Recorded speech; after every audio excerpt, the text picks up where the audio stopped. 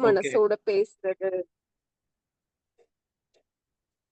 Okay 5 வயசுல என்ன நடந்துச்சு, 10 வயசுல என்ன நடந்துச்சுன்னு அவங்க சொல்ல வைக்கிறது. ஓகே அவ்வளவுதான் சார் தெரியும். சரி, நீங்க சொன்னீங்க. வேற யாராவது ஐடியா இருக்குதா? வேற நீங்க என்ன நினைக்கிறீங்க? ஹிப்னோசிஸ்னா என்ன நினைக்கிறீங்க? ஒண்ணு ஹிப்னோஸ் சினிமால தெரப்பினா பார்த்தது, அந்த படத்துல பார்த்ததுதான். அந்த மைண்ட் மாத்திடுறது, மைண்ட் மாத்திடுறது. ஓகே பேசிட்டே இருக்கும்போது கண்ணு அது காமிப்பாங்க. ரவுண்டு சுத்துற மாதிரி காமிப்பாங்க. காமிச்சு அப்புறம் அவங்க வேற மாதிரி பேச ஆரம்பிப்பாங்க. ம் அப்புறம் இது எல்லாமே வேற படத்துல பார்த்ததுதான் சார். நேர்ல ம், எல்லாம் தெரியாது. okay. சரி, வேற யாராவது சொல்றீங்களா? An unconscious state where others can control our mind. Okay, யாரோ மெசேஜ் பண்ணிருக்கீங்க. ஸோ அடுத்தவங்க வந்து மைண்டை கண்ட்ரோல் பண்ணுவாங்கன்னு சொல்லிட்டு. ஸோ இந்த மாதிரி மன வசியம். ஓகே, ஸோ இந்த மாதிரி பல விஷயங்களை வந்து நம்ம வந்து சினிமால பார்த்துருக்கோம், டிவியில பார்த்துருக்குறோம், சீரியல்ஸ்ல பார்த்துருக்குறோம். ஆனா ரியாலிட்டி வந்து உண்மைங்கிறது ரொம்ப வித்தியாசமானது இல்ல. நீங்க இது வரைக்கும் கேட்டதை விட கொஞ்சம் வித்தியாசமானது, கொஞ்சம் இல்ல நிறையவே வித்தியாசமானது. ஏன்னா எந்த ஒரு பொருள் எடுத்தாலும் அதை பத்தி நல்ல விஷயமும் நிறைய சொல்லலாம், விஷயம் நிறைய சொல்லலாம். இப்போ ஹாஸ்பிட்டல் கூட மருந்து சாப்பிடுறீங்க, எத்தனை பேர் குணமாகறாங்க? மோஸ்ட்லி நிறைய பேர் குணமாயிடுறாங்க. ஆனா நம்ம வந்து அந்த சில பேரு, சிலர் வந்து அந்த மருந்து மாத்திரை கூட ஏற்படும். ஏன்னா மரணத்தை அவாய்ட் பண்ண முடியாது யாரும். ஆனா அதுக்குன்னு வந்து மருந்தே இல்லைன்னு சொல்ல முடியுமா? ஆனா மரணம் ஏற்பட்டது மருந்துனாலன்னு கூட சொல்ல முடியாது. ஏன்னா வயசாயிடுச்சு, அதனால மரணமும் ஏற்படலாம். அதனால டாக்டர்ஸ தப்பு சொல்றது, மருந்த குறை சொல்றது, அந்த மாதிரி நம்ம செய்யறது கிடையாது. ஏன்னா நம்ம வந்து ரெகுலரா டாக்டர்ஸ் கிட்ட போறோம், மருந்து சாப்பிடுறோம். ஸோ இந்த ஹிப்னோசிஸ், ஹிப்னோதெரப்பியை பத்தி நிறைய மீடியால, டிவில நிறைய விஷயம் சொல்றாங்க. அதுலயும் நல்ல விஷயங்கள் இருக்கும். ஆனா அந்த ஒரு இப்ப நீங்க சொன்ன மாதிரி மனம் வசியம் பண்றது, மனதை கண்ட்ரோல் பண்றது, இந்த மாதிரி எல்லாம் சொன்னீங்கல்ல, அந்த மாதிரி எதுவும் கிடையாது. யாரும் சார் உங்க யாரோட வாய்ஸ் ரொம்ப மனசையும் பிரேக் ஆகுது சார். அப்படியே என்னோட வாய்ஸ் பிரேக் ஆகுதா? ஏன் பிரேக் ஆகும்?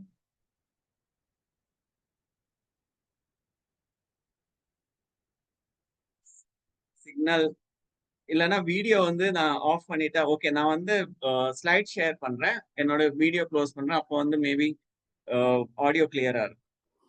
சார் ஆடியோ கிளியராக தான் இருக்குது எங்களுக்கெல்லாம். வீடியோ இல்ல சார். உங்க முகம் தெரிய மாட்டேங்குது. அப்படியே பிளாங்கா தான் இருக்கு. வீடியோ இல்ல. ஸ்லைடு ஷேர் பண்ணுவோங்க. மத்தவங்களுக்கு தெரியுதா என்னோட ஃபேஸ்? இல்ல சார். ஃபேஸ்லாம் தெரியல. தெரியுது சார்.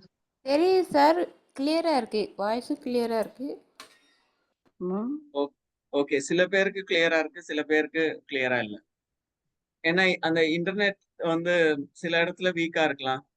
ஈவினிங் ஹவர்ஸ்ல நிறைய நிறைய பேர் நெட் பாக்குறாங்கல்ல, அதனால கொஞ்சம் வீக்கா இருக்கும் சிக்னல்ஸ். ஓகே, நீங்க நிறைய பேர் சொன்னீங்கன்னா நான் வந்து வீடியோ க்ளோஸ் பண்ணிடுறேன். ஸோ நம்ம வந்து ஸ்லைட் ஷேர் பண்றேன்.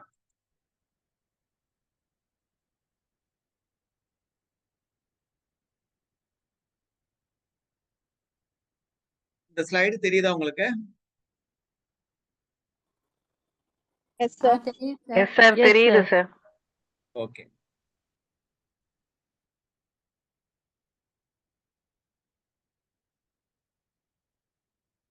ஆனா ஸ்லைட் என்ன மூவ் ஆகும்? ஓகே,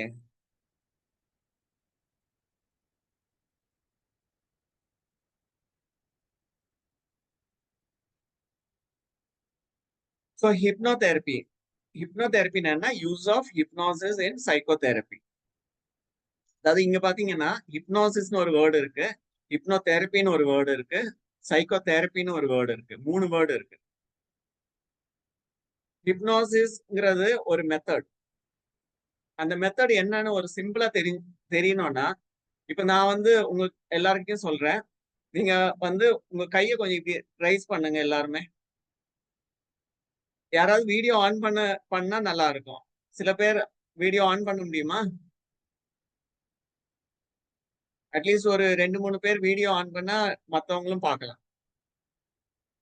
சோ இந்த மாதிரி யாரு ஆன் பண்றீங்க? யாராவது இருக்கீங்களா வீடியோ ஆன் பண்றதுக்கு?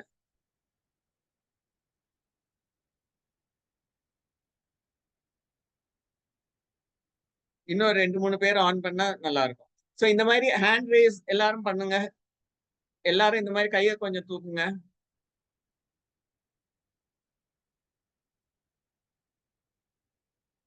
ஓகே. சோ கைய கீழே போடுங்க. அதாவது கைய ரேஸ் பண்ண சொன்ன உடனே எல்லாரும் கைய ரேஸ் பண்ணீங்க. கைய கீழே போடன உடனே கைய கீழே போட்டீங்க. சோ என்ன நடந்ததுங்க? நான் ஒரு செய்கை வந்து ஒரு செயலை செய்ய சொன்னேன். நீங்க எல்லாம் செஞ்சீங்க. சோ இதுதான் ஹிப்னோசிஸ்ங்கிறது. ஹிப்னோசிஸ்னா ஒருத்தர் சொன்னதை வந்து ஏற்றுக்கொண்டு அதை வந்து செய்யறது நம்ம. அங்க வந்து எந்த ஒரு விதமான ரெசிஸ்டன்ஸ் கிடையாது, தடங்கள் கிடையாது. சொன்னதை நம்ம உடனே செய்யறோம். இதுதான் ஹிப்னோசிஸ்ன்னு சொல்றது. ஸோ ஹிப்னோசிஸ்ங்கிறது நம்ம ரிலாக்ஸ் பண்ணணும், இல்ல மயக்கணும், வசியம் செய்யறோம், இதெல்லாம் வந்து நிறைய பேர் சொல்லலாம். ஆனா சிம்பிள் அர்த்தம் என்ன? ஒருத்தர் ஒண்ணு சொன்னாங்கன்னா அதை நம்ம செய்யறோம்.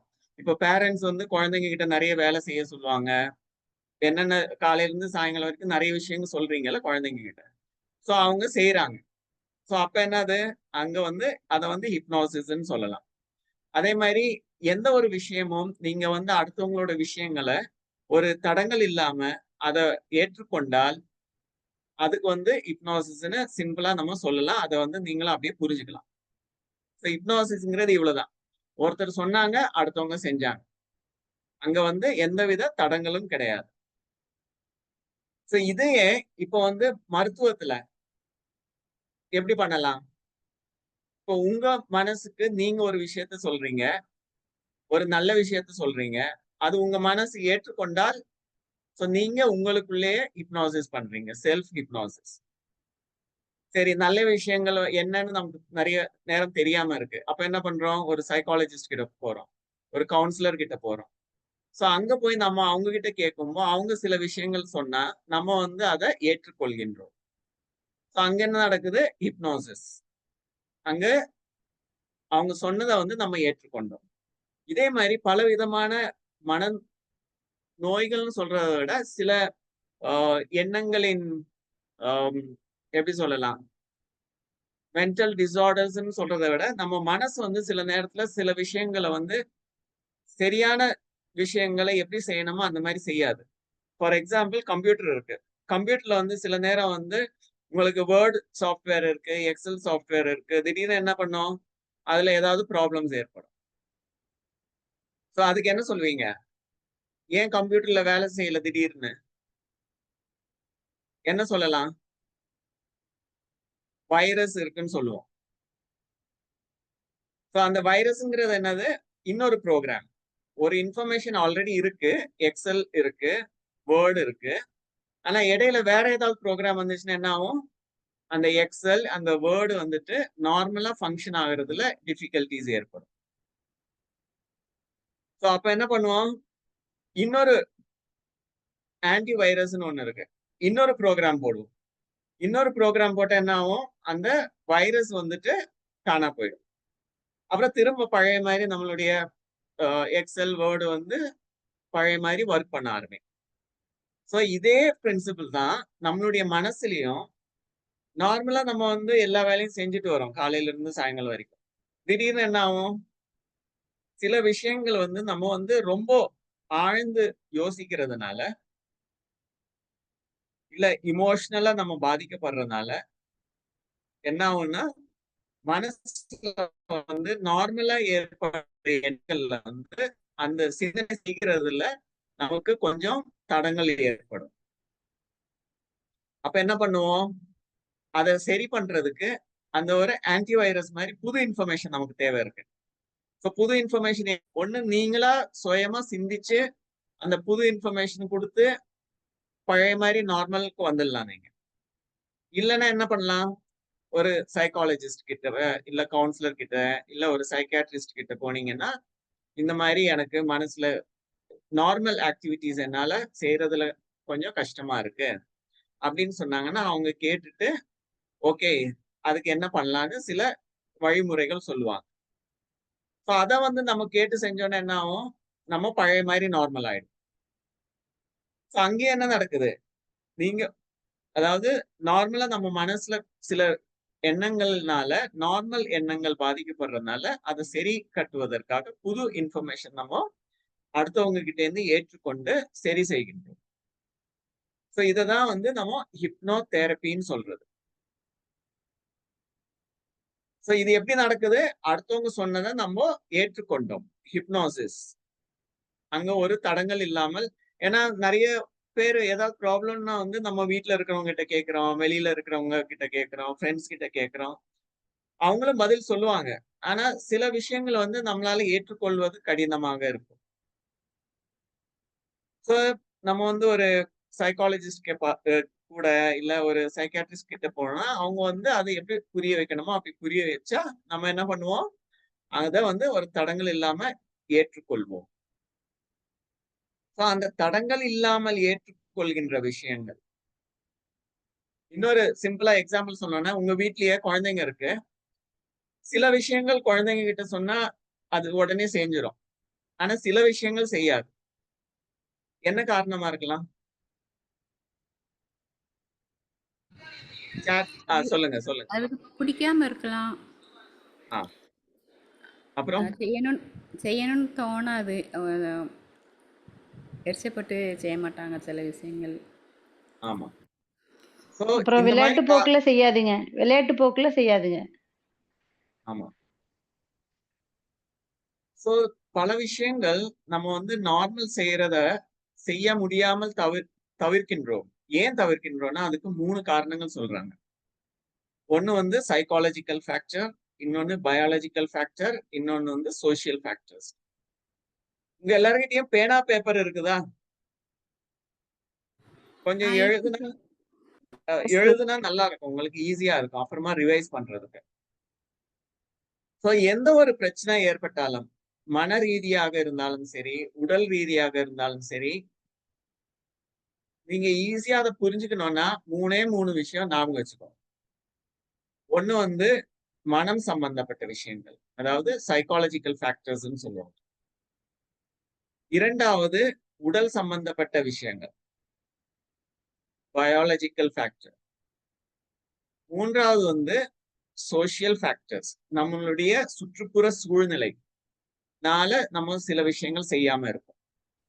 ஸோ உங்க குழந்தைய கூட எடுத்துட்டீங்கன்னா சில விஷயங்கள் உடனே ஏற்றுக்கொள்ளுது, ஆனா சில விஷயங்கள் ஏற்றுக்கொள்ளாது. அப்ப என்னென்ன காரணமா இருக்கலாம்? டிவில நல்ல கார்ட்டூன் போயிட்டு இருக்கலாம், அதை வந்து பார்க்கணும்னு குழந்தைக்கு இன்ட்ரெஸ்டா இருக்கும். அந்த இன்ட்ரெஸ்ட்ங்கிறது சைக்காலஜிக்கல் ஃபேக்டர். பயாலஜிக்கல் ஃபேக்டர் என்னது, அந்த இன்ட்ரெஸ்ட் கூட ஏற்படுறதுக்கு நம்மளுடைய உடலில் பல விதமான கெமிக்கல்ஸ் வந்து செக்ரீஷன்ஸ் இருக்கு. இந்த டோபமைன், செரோட்டினின், ஆக்சிடோசின், இந்த மாதிரி பல விதமான நம்மளுடைய பாடியில வந்து ஒவ்வொரு, இப்ப நான் கை அசைக்கிறேன்னா கூட நான் வந்து யோசிக்கிறேன், உடனே என்னோட நியூரான் இந்த பிரெயின்ல வந்து இன்ஃபர்மேஷன் பாஸ் ஆகுது, அப்புறம் பலவிதமான கெமிக்கல் ஆக்ஷன் ஏற்படுது, அப்புறம் என்னால கையை வந்து அசைக்க முடியுது. ஸோ மன அளவில கூட நான் சில விஷயங்கள் யோசிச்சாலும் உடல் அளவுல பல மாற்றங்கள் ஏற்படுது. இதை இன்னும் ஏன் இதை சொல்றேன்னா, நம்ம வந்து பல நேரம் வந்து ஒழுங்கா சாப்பிட்டுருக்க மாட்டோம். முக்கியமா வந்து பிரேக்ஃபாஸ்ட் சாப்பிடாம நிறைய பசங்க ஸ்கூலுக்கு போவாங்க. ஆனா அதை வந்து யாரும் அவ்வளவு பெருசா எடுத்துக்க மாட்டாங்க. டைம் கிடைக்கல காலையில, அதனால நாங்க சாப்பிடல, பிரேக்ஃபாஸ்ட் சாப்பிடல அப்படின்னு பழக்கமா வச்சிருப்பாங்க நிறைய பேர். நாங்க இந்த காலேஜ்ல, ஹாஸ்பிட்டல்ஸ்ல எல்லாம் பாக்குறோம், நிறைய பேர் வந்து காலைல பிரேக்ஃபாஸ்ட் சாப்பிட மாட்டாங்க. ஆனா காலையில தான் முக்கியமான பல வேலைகள் செய்வாங்க. காலையில வந்து காலேஜ்லயும் போனா, ஸ்கூல்ல போனாலும் முக்கியமான கிளாஸஸ் எல்லாம் காலையில நேரத்துல நடக்கும். ஸோ நிறைய நமக்கு வந்து கான்சென்ட்ரேட் பண்ண வேண்டியிருக்கு, மெமரைஸ் பண்ண வேண்டியது இருக்கு, யோசிக்க வேண்டி இருக்குது, புரிஞ்சுக்க வேண்டியதா இருக்கு. ஸோ இவ்வளவு வேலைகள் நம்ம செய்யறதுக்கு அப்புறம் நம்ம டிராவல் கூட பண்றோம். பிசிக்கலாவும் ஆக்டிவா இருக்கிறோம். காலையில ரொம்ப அவசரமா போறோம். அப்போ எவ்வளவு எனர்ஜி தேவைப்படுது காலையில. ஆனா நம்ம என்ன பண்றோம்? உங்க வீட்ல எல்லார்கிட்டயும் பைக் இருக்கலாம், கார் இருக்கலாம். எப்பயாவது நீங்க பைக்ல, கார்ல பெட்ரோல் இல்லாம வண்டி ஓட்டிருக்கீங்களா? பெட்ரோல் இல்லாம வண்டி எப்பயாவது ஓட்ட ட்ரை பண்ணிருக்கீங்களா? யோசிச்சிருக்கீங்களா? சொல்லுங்க. ஆமாவா இல்லையான்னு சொல்லுங்க. இல்லை சார், அது எப்படி சார் போகும்? ஓ அது சார். அதாவது நம்ம பாருங்க, இப்ப கூட ஆமா இல்லன்னு கூட நீங்க சொல்லல. அது எப்படி போகும்னு சொல்றீங்க. அதாவது அவ்ளோ நமக்கு இன்ஃபர்மேஷன் இருக்கு. நல்லா இருக்கு. நம்மளுடைய காமன் சென்ஸ் வந்து ரொம்ப நல்லா இருக்கு. நமக்கு தெரியும் எப்படி அது பெட்ரோல் இல்லாம வண்டி ஓடுமா? என்ன இப்படி கேட்கிறீங்க அப்படின்னு. சரி. பெட்ரோலுக்கு பதிலா எப்பயாவது கொஞ்சம் பால் ஊத்துறது, கொஞ்சம் டீ, காஃபி இந்த மாரி வேற ஏதாவது ஊத்திட்டு கூட வண்டி ஓட்ட ட்ரை பண்ணியிருக்கீங்களா? ஓ சார். அது எப்படிங்க சார் செட் ஆகும்? நாளைக்கு ஒரு நாள் ட்ரை பண்ணி பாருங்க. யோசிச்சது இல்ல சார். இதுவும் நமக்கு ரொம்ப கிளியரா தெரியுது. டீ, காஃபி எல்லாம் நம்ம தான் சாப்பிடணும். பெட்ரோலுக்கு பதிலா அதெல்லாம் ஊத்தக்கூடாது. சார் ஆனா வண்டியில ஊத்துனாதான் சார் போகும் அது. ஆனா நம்ம என்ன பண்றோம்னா, நம்ம உடல்ல வந்துட்டு காலைல பிரேக்ஃபாஸ்ட் இல்லாம காலேஜ் போறோம். ஸ்கூலுக்கு போறோம். வேலைக்கு போறோம். இது எப்படி செய்றோம் நம்ம? பெட்ரோல் இல்லாம வண்டி ஓட்டக்கூடாதுன்னு நல்லா தெரியுது. ஆனா காலையில சாப்பிடாம ஆபீஸ்க்கு போகக்கூடாது, ஸ்கூலுக்கு போகக்கூடாது, காலேஜுக்கு பசங்கள அனுப்பக்கூடாது. இது எத்தன பேருக்கு தெரியும்?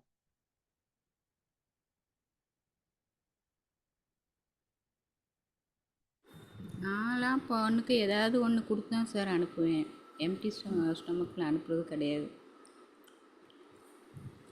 ஆனா நெறைய முறை குழந்தைங்களுக்கெல்லாம் ஸ்கூல்ல இந்த கண்ணாடி போடுறது, தலைவலிக்கிறது, உடல் நலம் பாதிக்கப்படுறது, இதுக்கெல்லாம் ஒரு மெயின் ரீசன் என்ன சொல்றாங்கன்னா,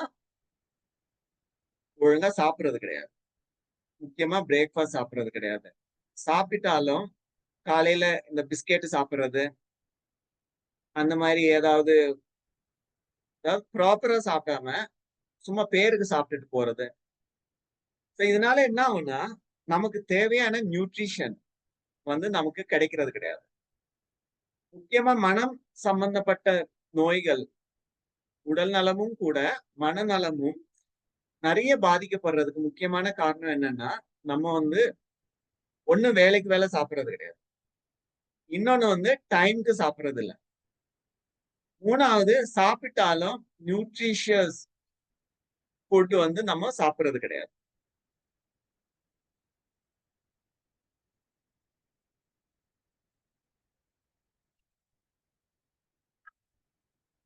என்ன பண்ணலாம்? இப்போ உங்க உடல் நலமும், மனநலமும் நல்லா இருக்கணும்னா என்ன பண்ணணும்? சொல்லுங்க பாப்போம். கரெக்ட் டைம் சாப்பிடணும் sir. Correct time correct time தூங்கணும். கரெக்ட் டைமா சாப்பிடணும். கரெக்ட்டா தூங்கி எந்திரிக்கணும். 8 மணி நேரம், 8 மணி நேரம் அப்படி. சீக்கிரம் படுத்து அப்புறம் சீக்கிரம் எந்திரிக்கணும்.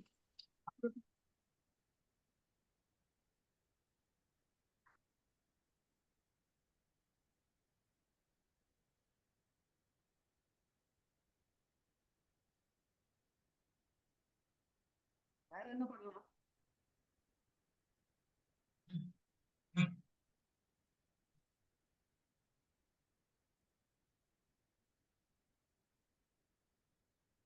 வேற என்ன பண்ணலாம்னு சொல்லுங்க.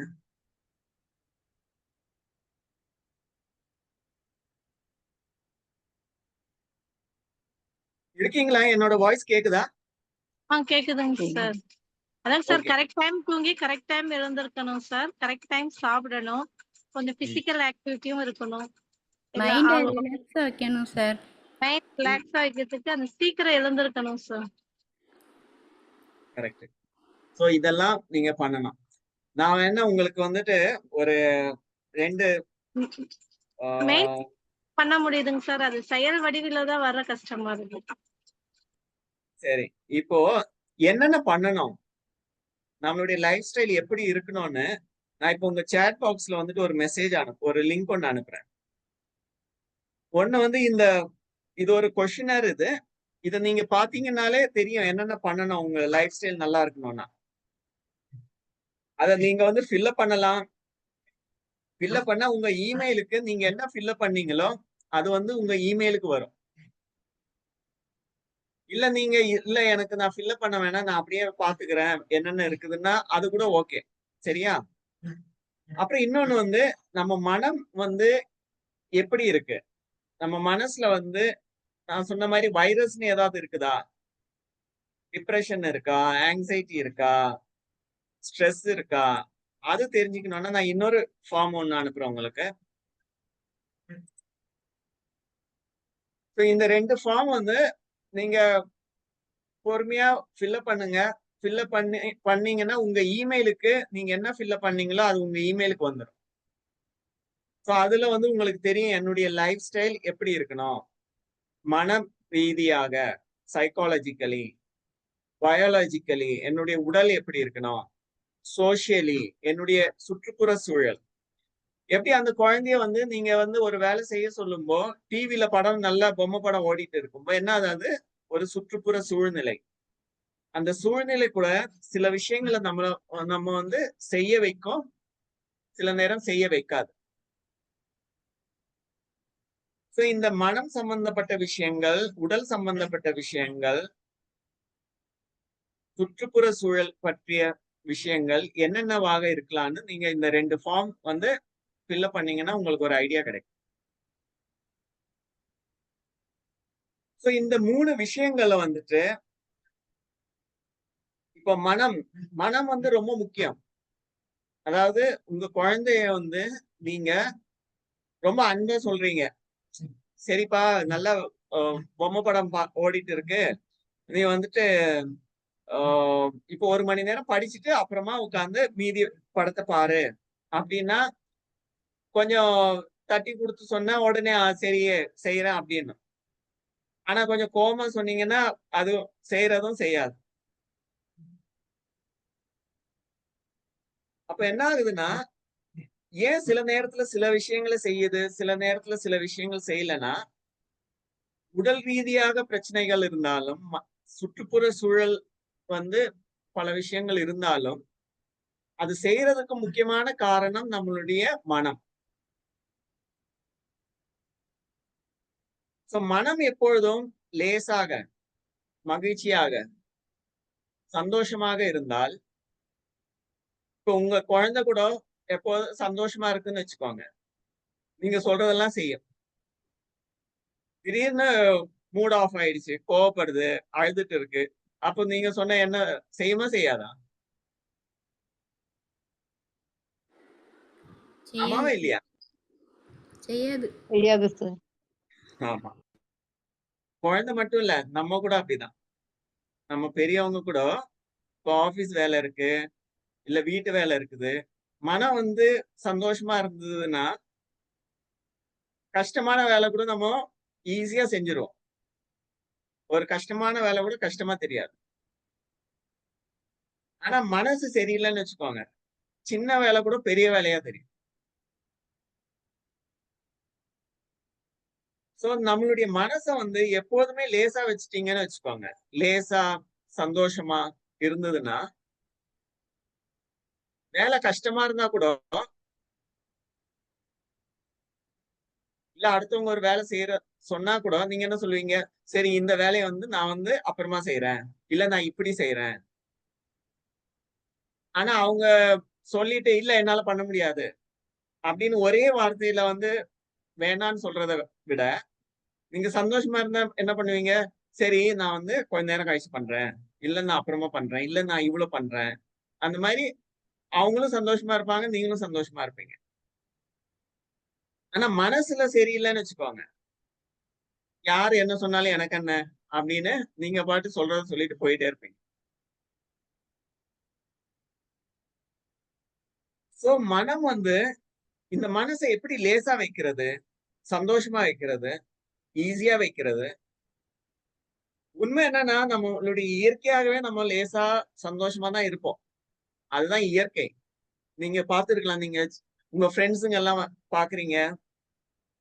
ரொம்ப நாள் கழிச்சு பார்க்குறீங்க. இல்ல ஸ்கூல் டைம்ல, காலேஜ் டைம்ல எல்லாம் ஃப்ரெண்ட்ஸுங்க கூட எல்லாம் இருக்கும்போது நம்ம ஜாலியா இருப்போம். ஃப்ரெண்ட்ஸ்க்கு கூட சேர்ந்து நீங்க நெறைய வேலைலாம் செய்வீங்க. சினிமா பார்க்க போவீங்க, பார்க் போவீங்க, அப்புறம் ஷாப்பிங் போவீங்க. அதெல்லாம் கஷ்டமாவே தெரியாது. ஆனா, ஆபீஸ் வேலை செய்றது, அப்புறம் வீட்டு வேலை செய்றதுல கொஞ்சம் கஷ்டமா இருக்கும். ஏன்னா, மெயின் இதுதான். ஃப்ரெண்ட்ஸுங்க கூட நம்ம எப்போதும் ஈஸியா, ஜாலியா எந்த ஒரு ரெஸ்பான்சிபிலிட்டீஸ் இல்லாம இருந்தாலும், ஆனா பல வேலைகள் நம்ம செய்வோம். இங்க நம்ம என்ன நெனைப்போம், ஓ! ரெஸ்பான்சிபிலிட்டீஸ் நெறைய இருக்கனால தான் நம்ம வந்து மனசு வந்து ரொம்ப பாரமா இருக்கு அப்படின்னு. ஆனா உண்மை அது கிடையாது.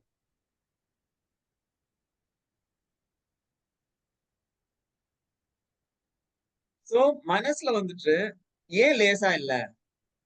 ஏன் கஷ்டமா இருக்கு? ஏன்னா, இந்த வைரஸ் ப்ரோகிராம் இருக்கு. அத கிளியர் பண்ணிட்டோம்னா,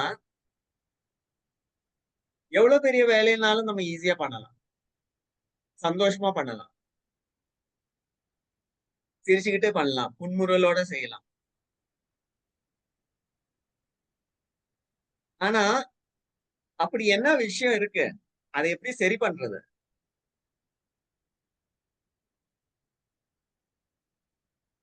அது பார்ப்போம் நம்ம. சோ ஹிப்னாசிஸ்னா என்னன்னா, பாடி ஸ்லீப், மைண்ட் அவேக்ன்னு சொல்றாங்க. பாடி ஸ்லீப்னா அப்படியே தூங்கி போறது கிடையாது. உடல் லேசாக இருக்கிறது. மனசும் லேசா இருக்கும். அதாவது உங்க உடல் லேசா இருக்கணும்னா, மனச லேசா பண்ணீங்கன்னா உடலும் லேசாயிடும். உடல லேசா வச்சீங்கன்னா மனசும் லேசாயிடும். அதனால தான் சைக்காலஜில நெறைய இந்த ரிலாக்சேஷன் டெக்னிக் சொல்லிக் குடுப்பாங்க. ஏன்னா, உடல ஓகே மனச வந்து இப்ப வயசானவங்க எல்லாம் பார்த்தீங்கன்னா, நெறைய விஷயங்கள் அவங்கள எல்லாம் சொல்லி புரிய வைக்க முடியாது. சோ அவங்களுக்கு என்ன பண்ணலாம்? வெறும் உடம்ப மட்டும் ரிலாக்ஸ் பண்ணுங்க. சோ என்ன ஆகும்னா, உடல் ரிலாக்ஸ் ஆகும்போ, மனசு கூட லேசாயிடும். ஆனா யங்ஸ்டர்ஸ் வந்தீங்கன்னா, அவங்களுக்கு நெறைய கொஸ்டின்ஸ் இருக்கும். அப்போ வந்து மனசு லேசாக்க வேண்டியிருக்கும் அங்க. அவங்கள உடல்ல ரிலாக்ஸ் பண்றது, அவங்க எப்போதும் ஆக்டிவா இருக்க பார்ப்பாங்க. சோ எங்க இடத்துக்கு ஏத்த மாரி, யாருக்கு எப்படி நம்ம மனதையும், உடலையும் லேசாக்கணுமோ, அந்த டெக்னிக்ஸ வந்து நம்ம யூஸ் பண்ணலாம். சோ ஹிப்னோதெரபி எப்படின்னா, இது வந்து சைக்காலஜி எல்லாம் வர்றதுக்கு முன்னாடியில இருந்தே இருக்கு. ரொம்ப வருஷமா மெஸ்மர் 1734ல ஆரம்பிச்சாரு.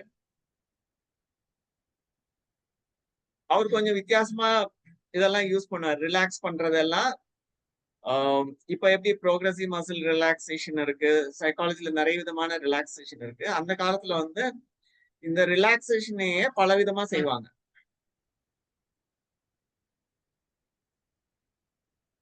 அதாவது அ சஜஷன்ஸ் மூலமா செய்வாங்க. சில இன்ஸ்ட்ருமென்ட்ஸ் மூலமாக செய்வாங்க. இத வந்து மெஸ்மரிசம்னு கூட சொல்லுவாங்க அந்த காலத்துல. மெஸ்மரிசம்னா ஒண்ணும் கிடையாது. ரிலாக்சேஷன் தான். ஆனா மெஸ்மர்ங்கிறது அவரோட பேரு. சோ மெஸ்மர் ஆரம்பத்துல எப்படி வந்து ஏன்னா அந்த காலத்துல எல்லாம் மெடிசின் எல்லாம் அதிகமா கிடையாது. இப்பதானே ரிசர்ச் எல்லாம் நெறைய இருக்கு. நெறைய மருந்து கண்டுபிடிச்சிருக்காங்க. அந்த காலத்துல என்ன பண்ணுவாங்கன்னா, யாருக்காவது உடம்பு சரியில்லன்னா, நர்வ கட் பண்ணி ரத்தத்த ஓட விட்டுருவாங்க.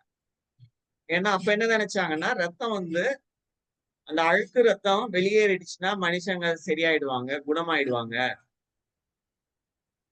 அப்படின்னு நெனைச்சுட்டு என்ன பண்ணுவாங்கன்னா, கட் பண்ணி அந்த பிளட் லெட்டிங் பிளட்ட வந்து அப்படியே போக விடுவாங்க.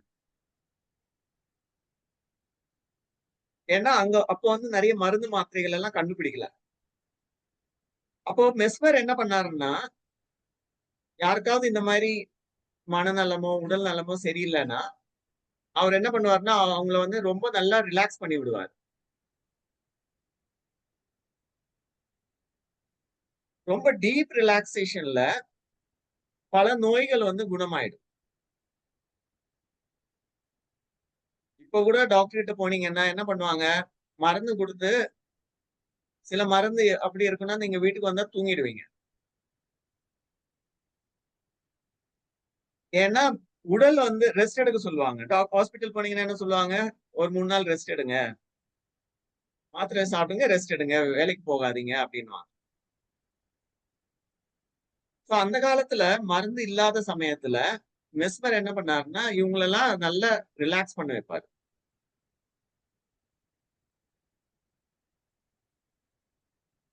இந்த ரிலாக்சேஷன் எப்படி இன்னும் எவ்வளவு யூஸ்ஃபுல்லா இருக்குதுன்னு பாருங்களேன். டாக்டர் எஸ்டேல்னு ஒருத்தர் இருந்தாரு அதுக்கப்புறமா. அவர் வந்து 1808, 1859 வந்து கல்கட்டால இருந்தாரு. கல்கட்டால வந்து அப்போ இந்த பிரிட்டிஷ் எல்லாம் நிறைய பேர் இருக்கும்போது என்ன பண்ணுவாருன்னா, நிறைய பேர் இந்த வார்ல அடிபட்டு வர்றவங்க, அப்புறம் மத்த ஆக்சிடென்ட் கேசஸ் இந்த மாதிரி எல்லாம் நிறைய பேர் அவர்கிட்ட வரும்போ அவர் பார்த்தாரு நிறைய பேரு இறந்து போயிடுறாங்க. ஏன்னா ரத்தமும் நிறைய வேஸ்ட் ஆயிடுது. ஏன்னா நிறைய ஆபரேஷன் பண்ண வேண்டி இருக்கும்போ ஆபரேஷன் பண்ணும்போ ஒண்ணு ரத்தம் நிறைய வேஸ்ட் ஆயிடுது. இன்னொன்னு வந்து வலி தாங்க முடியாது. அந்த காலத்துல அனஸ்தீசியா எல்லாம் கிடையாது. அவங்கள வந்து என்ன பண்ண முடியாது, மயக்கம் எல்லாம் பண்ண முடியாது. மருந்தெல்லாம் அப்ப கண்டுபிடிக்கல. இப்ப என்ன பண்ணுவாங்க, ஆபரேஷன் எல்லாம் பண்ணி முடிச்ச உடனே பாத்தீங்கன்னா நிறைய பேர் இறந்து போயிடுவாங்க. சோ இவரு டாக்டர் எஸ்டேல் என்ன பண்ணாருன்னா ஒரு முறை இந்த மெஸ்மரோட டெக்னிக்ஸ் பார்த்தாரு. இந்த ரிலாக்ஸேஷன் பண்ணிட்டு அவரை குணப்படுத்துறத. அப்ப என்ன பண்ணாருன்னா இவரும் வந்து அந்த மாதிரி பேஷண்ட்ஸ் வரும்போது என்ன பண்ணாருன்னா இவரும் அந்த மாதிரி ரிலாக்ஸ் பண்ண ஆரம்பிச்சாரு. ஏதாவது ஆபரேஷன் பண்ணணுமா ரிலாக்ஸ் பண்ணிட்டு ஆபரேஷன் பண்ணுவார். அப்ப என்ன பார்த்தாருன்னா முதல்ல எத்தனை பேர் இறந்து போனாங்களோ இப்போ ஒருத்தர் கூட இறந்து போல. இன்னொன்னு டீப் ரிலாக்ஸேஷன்ல வந்து உங்களுக்கு வலியும் தெரியாது ஆபரேஷன் பண்ணா கூட. அப்புறம் ஆபரேஷன் பண்ணி முடிச்சா ரொம்ப விரைவில் வந்து குணமும் ஆயிடுது. அப்புறம் பல நோய்கள் வந்து குணமும் ஆயிடுது ரொம்ப சீக்கிரமா. சோ டாக்டர் எஸ்டேல வந்துட்டு இந்த டெக்னிக்ஸை யூஸ் பண்ணி நிறைய உயிரை வந்து காப்பாத்தினாரு. क्यों सॉरी சோ சில பேர் மைக் ஆன்ல இருந்து ஆஃப் பண்ணி வைக்கலாம். நீங்க பேசுறது இங்க கேட்கும். அப்புறம் டாக்டர் எஸ்டேலுக்கு அப்புறம் ஜேம்ஸ் பிரைட் என்ன சொன்னாருன்னா இதெல்லாம் மெஸ்மரிசம் எல்லாம் ஒண்ணும் மேஜிக் எல்லாம் ஒண்ணும் கிடையாது. அது வந்து வெறும் ஸ்லீப்பு. நீங்க வந்து அடுத்தவங்கள உறங்க வைக்கிறீங்க, ரிலாக்ஸ் பண்ண வைக்கிறீங்க, அதனால குணமடையுது அப்படின்னு. அப்புறம் தான் அத வந்து ஹிப்னோசிஸ்னு பேர் வந்தது. முதல்ல வந்து மெஸ்மர் செஞ்சதுனால அது மெஸ்மர் இசம்னு வந்தது. அப்புறம் ஜேம்ஸ் பிரைட் என்ன சொன்னாரு, இல்ல இது வந்து சும்மா ரிலாக்ஸ் பண்றதுனால பல நோய்கள் குணமாகுது. சோ தூங்க வைக்கிறீங்க, அதனாலதான் ஹிப்னோனா தூக்கம். சோ அதனால ஜேம்ஸ் பிரைட் வந்து இத ஒரு ரிசர்ச் மாதிரி பண்ணாங்க அந்த காலத்துல. அந்த காலத்துல கவர்மெண்ட் என்ன பண்ணாங்க, இந்த டாக்டர் மெஸ்மர் எல்லாம் இந்த மாதிரி பண்றாங்க, மேஜிக் பண்றாங்க, அது பண்றாங்க அப்படின்னு எல்லாம் நிறைய இந்த டிவில நம்ம பார்த்த மாதிரி மனவசியம் பண்றாங்க. அப்புறம் என்ன சொன்னீங்க, மனம் கண்ட்ரோல் பண்றாங்க, இந்த மாதிரி எல்லாம் சொல்றதுனால அப்ப இருந்த கவர்மெண்ட் என்ன பண்ணிச்சு, ஒரு என்கொயரி நடத்தினாங்க. என்கொயரி நடத்திட்டு அப்புறம் தான் ஜேம்ஸ் பிரைட் சொன்னாரு, இதெல்லாம் ஒரு மேஜிக்கும் கிடையாது, மந்திரமும் கிடையாது, அந்தரமும் கிடையாது, இது வந்து வெறும் ரிலாக்ஸேஷன் ப்ராசஸ் அப்படின்னாரு. அப்புறம் தான் அவர் பேர் வச்சாரு. இதுக்கு மெஸ்மரிசம்ங்கிற பேரை வந்து ஹிப்னோசிஸ்னு மாத்தினாரு. ஹிப்னோட்டிசம் அப்படின்னா உடலை மனதை ரிலாக்ஸ் பண்ண வைக்கிறது.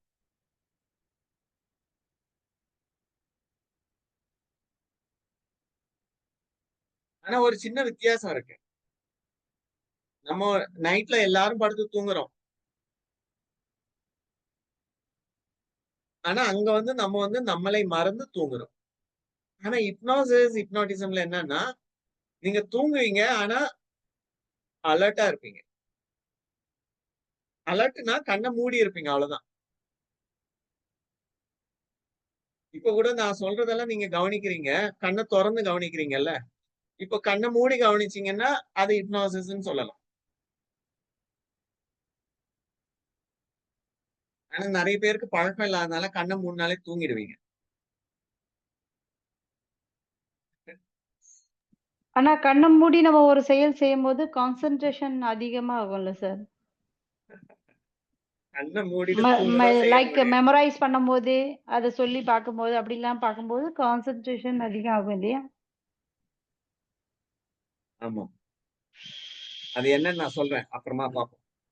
சோ அடுத்தது ஜீன் சாக்கோ அப்படின்னு இவங்க என்ன பண்ணாங்கன்னா, ஜீன் சாக்கோ, லீபர்ட் இவங்க 2 பேர் வந்து பிரான்ஸ்ல வந்து 2 ஹாஸ்பிட்டல் ஆரம்பிச்சாங்க. ஹாஸ்பிட்டல் ஆரம்பிச்சுட்டு இந்த மாதிரி மனம் சம்பந்தப்பட்ட நோய்கள் உடையவர்களுக்கு இவங்க ரிலாக்ஸேஷன் ப்ராசஸ் கண்டினியூஸா, அதாவது ஒரு ஹாஸ்பிட்டல்ல இந்த ரிலாக்ஸேஷன் மட்டும்தான் பண்ணுவாங்க. அந்த மாதிரி 2 ஹாஸ்பிட்டல் இருந்தது. ஜீன் சாக்கோ வந்து ஒரு சைக்காட்ரிஸ்ட். அவர் கூட தான் சிக்மண்ட் ஃப்ராய்டு, ஜோசப் ஃப்ராயர் இவங்க எல்லாம் இன்டர்ன்ஷிப் போயிருந்தாங்க. சோ அப்போ வந்து அவர் எல்லாம் நிறைய ரிசர்ச் பண்ணாங்க. எப்படி இந்த மாதிரி ரிலாக்ஸ் பண்றதுனால நோய்கள் எப்படி குணமாகுது. அதாவது நான் வந்து நோயின்னு சொன்னா இதுல வந்து எல்லாமே வராது. அதாவது நீங்க ஹாஸ்பிட்டல் போனா கூட ஒவ்வொருத்தருக்கும் ஒவ்வொரு வித நோய்க்கும் ஒவ்வொரு விதமான மாத்திரைகள் இருக்கு. அதே மாதிரி கவுன்சிலிங் கூட, கவுன்சிலிங் வந்து யார் வராங்களோ அவங்களுக்கு ஏத்த மாதிரி கவுன்சிலிங் பண்ணுவாங்க. பல விதமான கவுன்சிலிங் மெத்தட்ஸ் இருக்கு, ரிலாக்ஸேஷன் மெத்தட்ஸ் இருக்கு. அத போலவே இந்த ஹிப்னோசிஸ், ஹிப்னோதெரப்பி கூட கவுன்சிலிங் தான். இப்போ கவுன்சிலிங் போறவங்க எல்லாம் உடல் நலம் பாதிக்கப்பட்டவங்க எல்லாம் கவுன்சிலர் கிட்ட போறது கிடையாதுல்ல. ஏன்னா நமக்கு தெரியும், பிசிக்கலா பாதிக்கப்பட்டா பிசிக்கல் டாக்டர்ஸ் கிட்ட போனோம், மனம் பாதிக்கப்பட்டால் சைக்காட்ரிஸ்ட் கிட்ட போனோம். இந்த ரெண்டுத்துக்கும் இடையில, அதாவது ரொம்ப மனநோயும் பாதிக்கல, மனமும் ரொம்ப பாதிக்கல, இருந்தாலும் நடைமுறை வாழ்க்கையில வந்து பல விஷயங்கள் என்னால செய்யறதுல வந்து கடினமாக இருக்கு. அப்போ வந்து என்ன பண்ணுவோம், மருந்து இல்லாம வெறும் கவுன்சிலிங் மூலமாக கூட சரி பண்ணிக்கலாம். அதாவது எப்படி பாத்தீங்கன்னா, இப்போ ஒரு பென்சில் இருக்குன்னு வச்சுக்கோங்க. அதாவது இங்க வந்து ஒரு எண்டுல வந்து நம்ம ரொம்ப ஹெல்த்தியா இருக்கிறோம், இன்னொரு எண்டுல வந்து ரொம்ப மோசமான நிலையில இருக்கிறோம். உடல் நலமும் சரி, மனநலமும் சரி. இது வந்து ஒரே நாள்ல ஏற்படுறது கிடையாது. என்னுடைய மனமோ உடலோ ரொம்ப பாதிக்கப்பட்ட நிலையில இருந்ததுன்னா இது ஒரு நாள்ல ஏற்படல. இது வந்து கொஞ்சம் கொஞ்சமா ஏற்பட்டது. முதல்ல நல்லாதான் இருந்தேன், மனசு எல்லாருக்கும் நல்லா இருந்தது. ஆனா கொஞ்சம் கொஞ்சமா என்ன ஆகுது, ஆன்டி வைரஸ் கம்ப்யூட்டர் சாஃப்ட்வேர் நல்லாதான் வேலை செஞ்சுட்டு இருந்தது. ஆனா யூஸ் பண்ண பண்ண பண்ண என்ன ஆகுது, திடீர்னு சில ப்ரோக்ராம் வேலை செய்யல, நம்ம மொபைல் போன் சிலது வேலை செய்யல. அப்புறம் அதை வந்து நம்ம சரி பண்ணாம விட்டுட்டோம், அது அப்படியே கண்டினியூ ஆகிட்டே இருக்கு. அப்புறம் ஒரு நாள் ரொம்ப மோசமாயிடுச்சு. ரொம்ப மோசமான நிலை வந்து ஒரு நாள்ல ஏற்படல, அது பல நாட்களாக கொஞ்சம் கொஞ்சமா அதிகமாய் கடைசியா ரொம்ப மோசமான நிலை ஏற்பட்டது. ரொம்ப மோசமான நிலை ஏற்பட்டதுக்கு அப்புறமா நம்ம என்ன பண்றோம், டாக்டர் கிட்ட போறோம், பிசிக்கல் டாக்டர், சைக்காட்ரிஸ்ட் கிட்ட எல்லாம் போறோம், மருந்து சாப்பிடுறோம். ஆனா நம்ம வந்து நடுவு நிலையில இருக்கும் பொழுது உங்களுக்கு மருந்து மாத்திரைகள் கூட தேவை கிடையாது. எல்லா விஷயமுக்கும் கிடையாது. ஏன்னா நமக்கு தெரியாது எது முத்தின நிலை, எது வந்து ஆரம்ப நிலைன்னு நமக்கு தெரியாது. அப்போ டாக்டர்கிட்ட போனாதான் அவங்க சொல்லுவாங்க. பல விதமான மனநோய்கள் வந்துட்டு, அதாவது மனநோய்னு எதை சொல்றோம்னா, நம்மளுடைய நடைமுறை வாழ்க்கையில காலையில இருந்து சாயங்காலம் வரைக்கும் நம்ம செய்கின்ற வேலையில 5 வருஷமா ஒழுங்கா எல்லா வேலையும் நடந்துட்டு இருக்கு. திடீர்னு என்னுடைய நடைமுறை வாழ்க்கையில வந்து என்ன செய்யணுமோ அதை என்னால செய்ய முடியறது இல்ல. அங்க வந்து நமக்கு கவுன்சிலிங் தேவைப்படலாம், இல்ல மருந்து மாத்திரைகளின் உதவியையும் நம்ம நாட வேண்டியிருக்கு.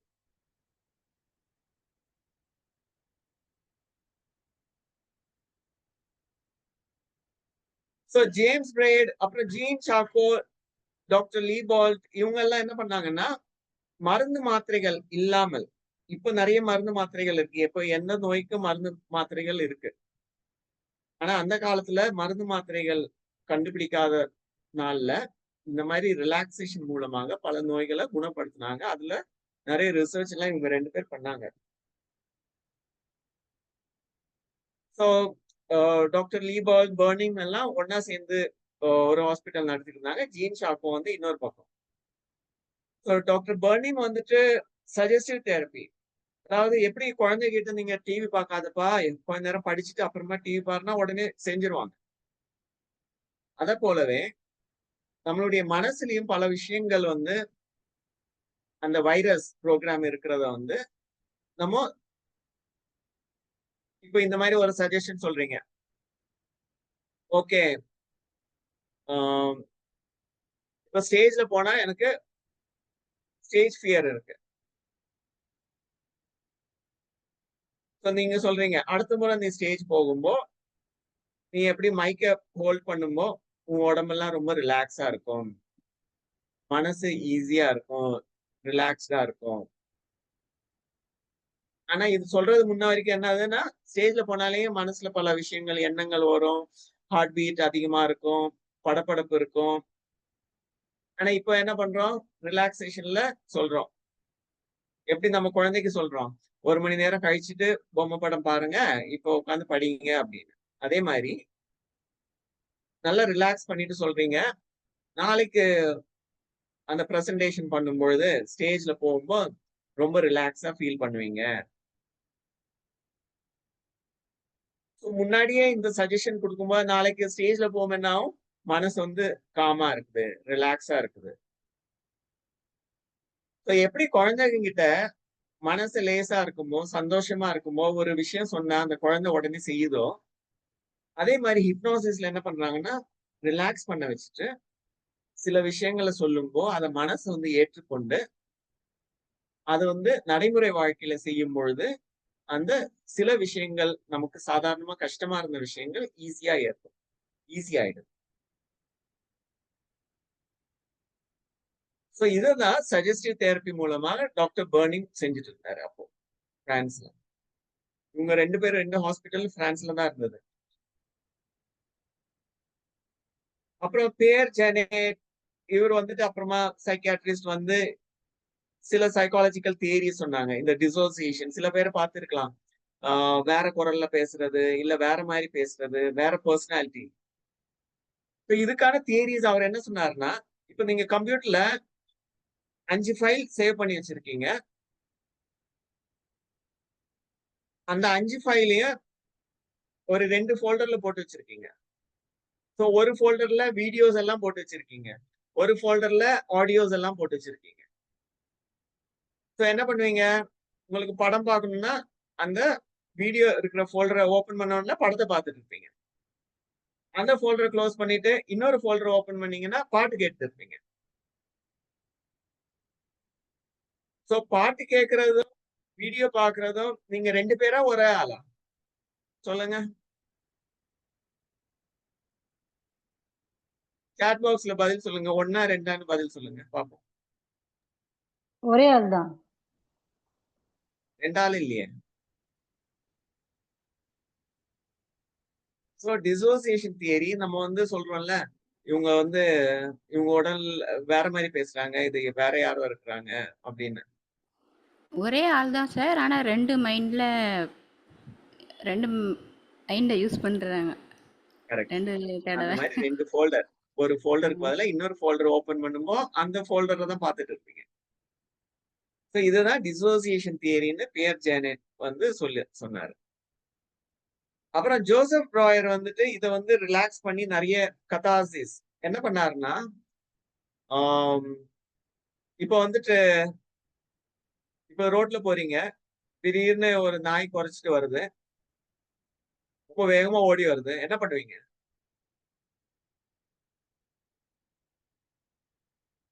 மூச்சு வாங்கும் சார். கொஞ்ச நேரம் நின்னுட்டு யாருக்கு? நாய்க்கா? இல்ல உங்களுக்கா? எனக்கு ஓடி வந்ததுனால எங்களுக்கு சார். சார் ஓடி நாய் வந்தா வந்து கடிக்க வந்துரும் சார் அது. அதனால நம்ம என்ன பண்றோம்? நம்ம ஓட ஆரம்பிச்சுருவோம். சரியா? அடுத்த நாள் அதே தெருவுல வரீங்க. அதே நாய பார்க்குறீங்க. என்ன பண்ணுவீங்க? அத தொரத்தாம நம்ம பேசாம ஓடுவோம் சார். வரும். அ அது தூரமா இருக்கு. அது என்ன பக்கத்துல போவீங்களா? போமாட்டேன் சார். ஒண்ணு ஏன் பக்கத்துல போமாட்டீங்க? போமாட்டான். இன்னொன்னு ஓடவும் மாட்டான். ஆ. ஆனா அந்த நாய முன்னாடி நீங்க பார்த்திருக்கீங்க. அப்ப எதுவும் பண்ணல. ஆனா ஒரு நாள் உங்கள தொரத்துச்சு. அப்புறம் மறுநாள்ல இருந்து என்ன பண்றீங்க? அதுக்கு வேலை இல்ல அப்டின்ட்டு போயிட்டே இருப்பாங்க. ஒரு பயம் ஏற்படுதுல்ல உங்களுக்கு. இந்த பயம் வந்து சாதாரண பயம் தான். பாம்ப பார்த்தா பயப்படத்தான் செய்யணும். கடிக்கிற நாய பார்த்தா பயப்படத்தான் செய்யணும். ஆனா இதே வந்து ரொம்ப தூரமா நீங்க அப்புறம் அந்த இடத்துல வேற ஊருக்கு போயிட்டீங்க. இல்ல வேற இடத்துக்கு போறீங்க. எங்கேயோ நாய் இருக்குது. இல்ல எனக்கு இங்க பயமா இருக்குதுன்னா, அப்போ எப்படி இருக்கும்?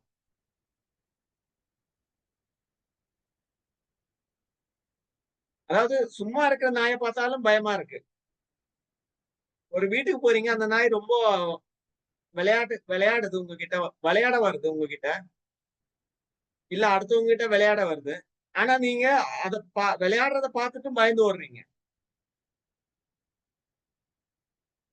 இங்க என்ன ஆகுதுன்னா, ஒரு நார்மலான விஷயம் வந்து நம்மள பாதிக்குது.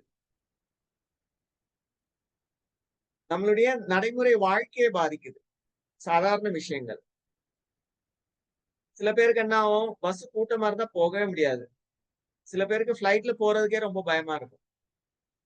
தண்ணிய பார்த்தாலே பயமா இருக்கும். ஏன் இதெல்லாம் ஏற்படுது? இன்னொரு எக்ஸாம்பிள் லிஃப்ட்ல போறாங்க. திடீர்னு ஒரு 30வது மாடியில லிஃப்ட் இருக்கு. மாடியில என்னாச்சு? மேலேருந்து அவங்க 30ல இருந்து 29 ஃப்ளோருக்கு வராங்க. திடீர்னு மொத்த பில்டிங்லயும் கரண்ட் போயிடுச்சு. லிஃப்டும் நின்னு போச்சு. என்ன ஆயிடும்? நீங்க மட்டும் தனியா இருக்கீங்க லிஃப்ட்ல. 29வது மாடியில இருக்கீங்க. பயம் என்ன வரும் தோணும்? சார். நானும் இத மாரி ஒருக்கா மாட்டியிருக்கேன் சார். இப்ப மாட்டி என்னாச்சு உங்களுக்கு? ரொம்ப ஒரு மாரி வேர்த்துக்கிட்டு ஒரு மாரி வந்துட்டு, ஃபோனும் ஒர்க் ஆகல. அங்க டவர் கிடைக்க மாட்டுக்கு உள்ள. திருப்பி ம். அந்த டோர போட்டு தட்டு தட்டு தட்டுன்னு தட்டுனேன். அப்புறம் அவங்க வந்து ஏற்கனவே கரண்ட் போனது தெரியும்ல அவங்களுக்கு. எமர்ஜென்சி அந்த இன்வெர்ட்டர் வச்சுருப்பாங்கல்ல, அந்த இதை ஆப்ரேட் பண்ணி அதுக்கப்புறம் எல்லோரும் வந்துட்டாங்க. 1, 2 பேர் வந்து அதுக்கப்புறம் ரொம்ப எனக்கு டென்ஷன் ஆயிட்டு. அதிலேருந்து லிஃப்ட்டில் போகிறதுக்கே கொஞ்சம் பயமாக இருக்கும் சார். பாருங்க. அதிலிருந்து லிஃப்ட் போறதுக்கே பயமா இருக்குதுல்ல? ஆமாம் சோ சார். அப்புறம் லிஃப்ட்ல போறீங்களா? இல்லையா? இல்லை, போகிறேன் வாரேன். இருந்தாலும் ஆ, கடவுள்கிட்ட வேண்டிக்கிட்டே தான் போவேன். ஆ. திடீர்னு ஆனால் அவங்க வந்து வாட்ச்மேன்லாம் எல்லாம் வாட்ச் பண்ணிட்டு தான் இருக்காங்க. அதனால ப்ராப்ளம் இல்லை. இருந்தாலும் நம்மளுக்கு ஒரு ஆனா, பயம் சில இருக்குல்ல சார். பேருக்கு என்ன ஆகும்னா, இல்ல நான் லிஃப்ட்லயே போக மாட்டேன். அப்படின்னு சொன்னாங்கன்னா எப்படி இருக்கும்? ஒரு நாள் இந்த மாரி நடந்தது. மறுநாள் இருந்து இல்ல நான் லிஃப்ட்க்கே போமாட்டேன். லிஃப்ட்லயே போமாட்டேன். நான் படி ஏறி தான் போவேன். அப்படின்னா அவங்களுடைய நடைமுறை வாழ்க்கை பாதிக்கப்படுமா? படாதா? ஆமாம் சார். எதனாலும் எதிர்கொள்ளணும்ல. அதே மாதிரி எப்போதும் இருக்குன்னு நம்ம மைண்டில் செட் பண்ணக்கூடாதுல்ல சார். ஆமா. ஆனா இந்த மாரி ஏற்படுது பல பேருக்கு. அந்த மாரி ஏற்படும் பொழுது சொல்லுங்க, சொல்லுங்க.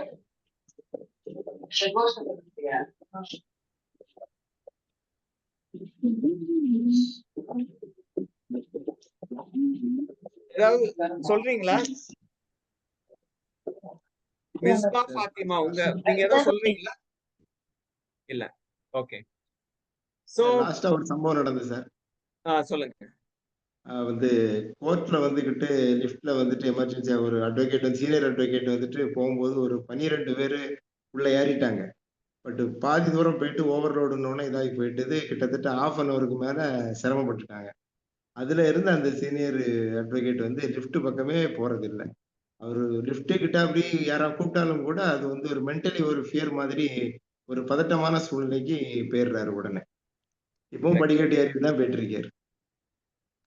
சோ இந்த மாதிரி விஷயங்களை சரி பண்றதுதான் கத்தார்சிஸ்ன்னு சொல்றது. சோ நம்மளுடைய அவருக்கு வந்து அப்புறம் லிஃப்ட்னால இப்ப பிரச்சனை இல்ல. இப்போ சில இடத்துல ரொம்ப அதிகமான இப்போ துபாய் எல்லாம் பாத்தீங்கன்னா மல்டி ஸ்டோரி பில்டிங் எல்லாம் ரொம்ப உயரமா இருக்கும். சோ அங்கெல்லாம் நான் லிஃப்டே யூஸ் பண்ண மாட்டேன்னா அப்புறம் என்ன ஆகுறது அவரு? சோ இந்த மாதிரி நடைமுறை வாழ்க்கை வந்து பாதிக்கப்படும் விஷயங்களை வந்து நம்ம வந்து என்ன சொல்றோம்னா அப்பதான் ட்ரீட்மெண்ட் தேவைப்படுது. ஆனா அது வரைக்கும் காத்து இருக்கணும்னு அவசியம் கிடையாது. அதுக்கு முன்னாடியே கூட நம்ம சரி பண்ணலாம் தெரிஞ்சுக்கிட்டோம்னா. சோ கத்தாசிஸ்ல என்ன பண்ணுவாங்கன்னா ரிலாக்ஸ் பண்ண வச்சுட்டு மனச அந்த பழைய விஷயங்களை வந்து திரும்ப வந்து ஞாபகப்படுத்தி, அதாவது இது எப்படி சொல்றாங்கன்னா நம்ம எப்போதும் இப்போ அந்த நாயை பார்த்த உடனே நமக்கு அந்த பயம் ஏற்படுது. அது என்ன ஆகுதுன்னா நம்மளுடைய பிரெயின்ல வந்து அமிக்டலான்னு ஒரு பகுதி இருக்கு. அங்க வந்து இந்த இமோஷனல் பிரெயின்னு சொல்லுவாங்க. சோ இது வந்து நம்மளை பாதுகாப்பதற்காக ஏற்படுத்தப்பட்டுள்ள ஒரு விஷயம். அப்பதான் என்ன பண்ணுவோம்? அடுத்த முறை வந்து கடிக்கிற நாய் வந்தா ஓரமா ஒதுங்கிடுவோம். பாம்ப பார்த்தா ஓரமா ஒதுங்குவோம். ஏன்னா அந்த பயம் இருக்கணும் நமக்கு. சோ இயற்கை வந்து நமக்கு இது ஒரு பாதுகாப்பாக இருப்பதற்காக நம்மளுடைய பிரெயின்ல ஒரு மூளை பகுதியில இந்த மாதிரி விஷயங்கள் பதிவு ஏற்படுது. சோ அது என்ன பண்ணுதுன்னா நம்மள இயற்கையாகவே ஆட்டோமேட்டிக்கா நம்மள வந்து பாதுகாக்க செய்கின்றது. இப்ப நெருப்ப பார்த்தா கை வைக்க கூடாதுன்னு எப்படி தெரியும்? ஒரு நாள் நம்ம கை வச்சு பார்த்திருப்போம். இல்ல யாரோ சொல்லி கேட்டிருப்போம். சோ அப்போ வந்து ரொம்ப எமோஷனலா நம்ம ஸ்டோர் ஆயிடுச்சு பிரெயின்ல. அடுத்த முறை நெருப்பு பக்கமே போகாது கை. ஆட்டோமேட்டிக்கா கைய எடுத்துரும். சோ இது வந்து ரொம்ப இயற்கையான ஒரு விஷயம். ஆனா இது வந்து நம்மளுடைய நடைமுறையை பாதிக்கும் பொழுது, அத வந்து சரி பண்ணணும்னா, நம்ம ரிலாக்ஸ் பண்ணும்போது என்ன ஆகும்னா, இந்த எமோஷனல் பிரெயின் இருக்குல்ல, அதாவது சாதாரணமா நம்ம எவ்வளவு பேசினாலும், அந்த எமோஷனல் பிரெயின்ல ஸ்டோர் ஆயிருக்கிற இன்ஃபர்மேஷன வெளிய கொண்டு வர்றது ரொம்ப கஷ்டம். சோ அதுக்கு தான் ரிலாக்சேஷன் ரொம்ப தேவைப்படுறது. அததான் ஹிப்னோ தெரபின்னு சொல்றோம். ஹிப்னோசிஸ் நம்ம முன்னாடி பார்த்தோம்ல ஸ்லீப், ரிலாக்சேஷன். ரிலாக்ஸ் பண்ண வச்சுட்டு, அந்த லிஃப்ட்ல அன்னைக்கு நடந்த சம்பவத்த திரும்ப ஒரு ரொம்ப பாதுகாப்பான சூழ்நிலையில அத வந்து எக்ஸ்பீரியன்ஸ் பண்ண வச்சுட்டு, அத மனசுக்குள்ளேயே புரிய வைக்கிறது. அதாவது நம்மளுடைய பிரெயின்லயே பல பகுதிகள் இருக்கு. சோ இந்த emotional part of the brain எமிக்டலான்னு சொல்றோம்ல, அங்க இருக்கிற இன்ஃபர்மேஷன எப்படி ஒரு கம்ப்யூட்டர் சாஃப்ட்வேர்ல வந்து வைரஸ் இருந்ததோ, அத வந்து நம்ம ஆன்டி வைரஸ் போட்டு சரி பண்றோமோ, அந்த மாரி அந்த எமோஷனல் பார்ட் ஆஃப் த பிரெயின்ல இருக்கிற சில இன்ஃபர்மேஷனால என்னுடைய நடைமுறை பாதிக்கப்படுது. சோ அத சரி பண்றதுக்காக நான் என்ன பண்ணணும்? அந்த பிரெயின்ல வந்து கொஞ்சம் புது இன்ஃபர்மேஷன் குடுக்கணும். அந்த பிரெயினுக்கு அந்த அமிக்டலா பார்ட் ஆஃப் த பிரெயினுக்கு வந்து புது இன்ஃபர்மேஷன குடுக்கறது தான் கத்தாசிஸ். அந்த எமோஷன வெளியேத்துற விஷயத்த தான் கத்தாசிஸ்ன்னு சொல்றோம். சோ இது அப்போ வந்து ஜோசப் ராயர் வந்து நெறைய இந்த டெக்னிக்ஸ் யூஸ் பண்ணியிருந்தாரு. சோ இததான் ஜோசப் ராயர், சிக்மண்ட் ஃப்ராய்ட் இவங்க 2 பேரும் ஜீன் சாக்கோ அவங்க கூட தான் இன்டர்ன்ஷிப் போயிருந்தாங்க. சோ சிக்மண்ட் ஃப்ராய்ட் பார்த்தாரு, ஜோசப் ராயர் இது ரொம்ப நாளா செஞ்சுக்கிட்டே இருக்காரு. நம்ம புதுசா என்ன பண்றது? இப்பெல்லாம் ரிசர்ச்ல என்ன பண்றோம் நம்ம? ஒருத்தர் ஆல்ரெடி ரிசர்ச் பண்ணாங்கன்னா, அதுல ஒரு புது இன்ஃபர்மேஷன் ஒண்ணு ஆட் பண்றோம். ஒரு நாவல்டி, கிரியேட்டிவிட்டி. சோ அப்ப என்ன ஆகுது? அது வந்து ஒரு புது இன்வென்ஷன் ஆயிடுது. புதுசா எதுவும் பண்ண போறதில்ல யாரும். ஆல்ரெடி இருக்கிற இன்ஃபர்மேஷன்ல, சரி இது இப்படி இருந்தா எப்படி?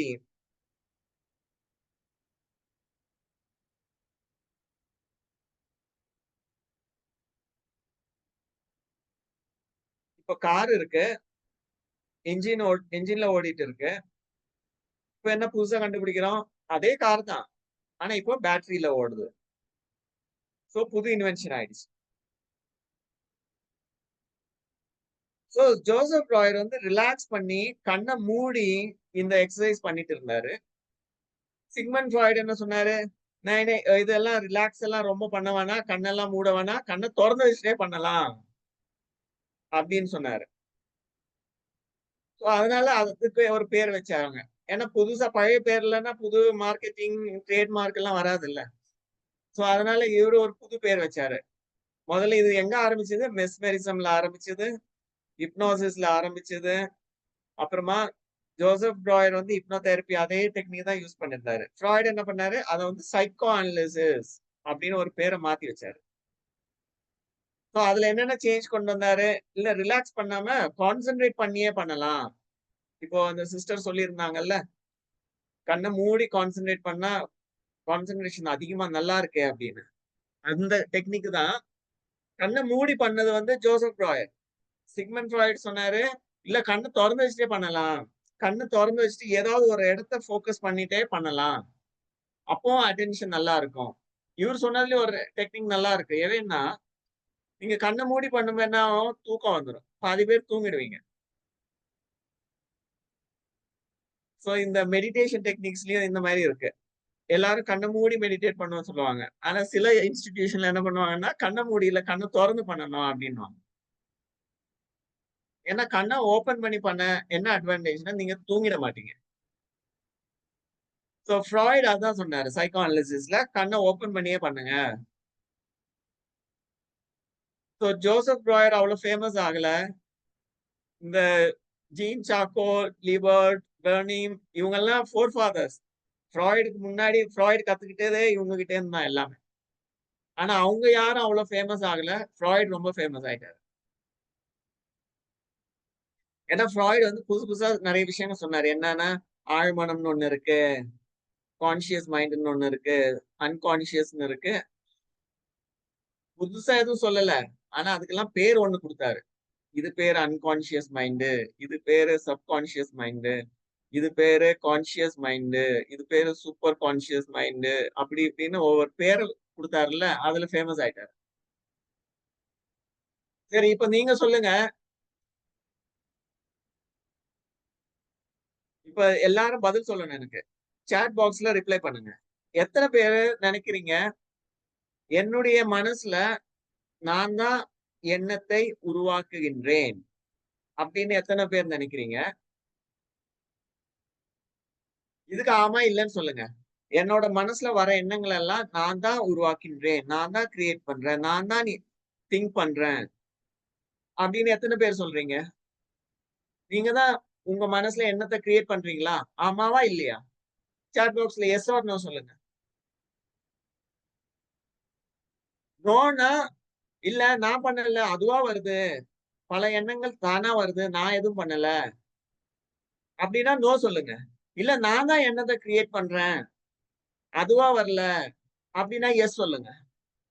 அப்ப எத்தனை பேர் எஸ் நோ சொல்றீங்கன்னு?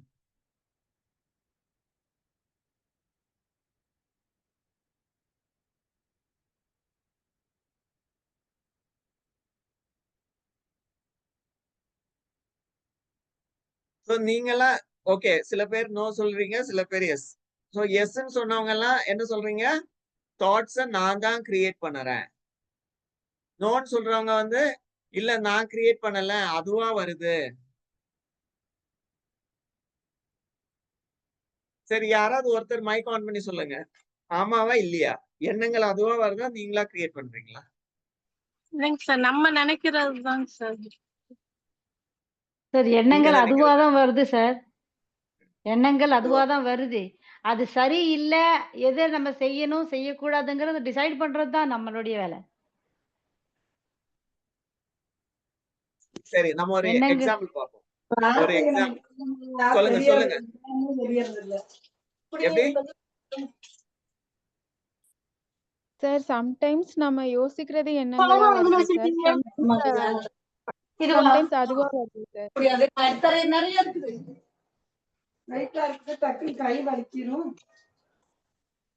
ரஹீலா சிஸ்டர், ரஹீலா மேடம், உங்க வாய்ஸ் ஓகே.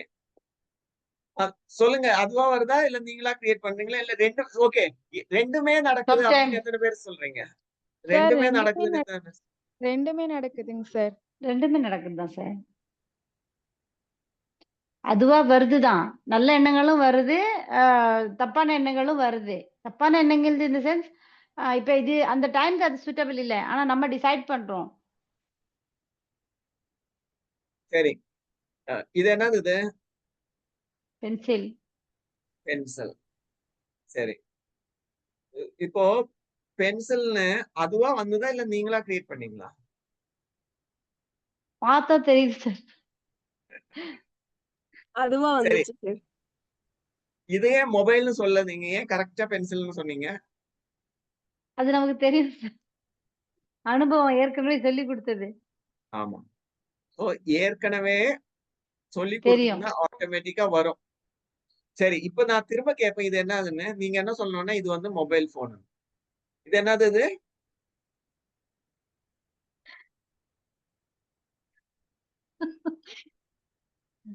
சொல்லுங்க இது என்னது இது? பென்சில். மொபைல் ஃபோன்னு சொல்லணும் நீங்க. சொல்லுங்க. இது என்னது இது? அது எப்படிங்க சார் சார் தப்பா எப்படி சொல்ல சொல்றேன் முடியும்? சார்? நமக்கு அது சொல்றது. பென்சில் நல்லா தெரியும் போது அது எப்படி சார் மொபைல் ஃபோன் சொல்ல முடியும்? எஸ். ஸோ நீங்கலாம் யாரும் ஹிப்னோடைஸ் ஆகல. அப்படிதானே? சார் தப்பா எப்படி சார் சொல்ல முடியும்? நமக்கு தெரியுது சரி எது, தப்பு எதுன்னு தெரியுது. அப்ப எப்படி சொல்ல முடியும்? சரி, ஸோ தெரியாத நீங்க விஷயங்கள் சொன்னா சொல்லிடலாம். ஸோ என்னால உங்க யாரையும் ஹிப்னோடைஸ் பண்ண முடியல. அப்படிதானே? சரி பரவால்ல. நீங்க எல்லாரும் சொல்லுங்க. தப்பா இருந்தாலும் பரவால்ல சொல்லுங்க இது மொபைல் ஃபோன்னு. ஏன்னா நீங்க சொன்னா தான் நான் அடுத்து சொல்ல முடியும். மொபைல் இது ஃபோன். என்னது இது? ஓகே. நீங்க சொல்றதுனால சொல்றோங்க சார். அது பேர் மொபைல் ஃபோன். சார் உங்களுக்கா வேண்டிய மொபைல் போன்.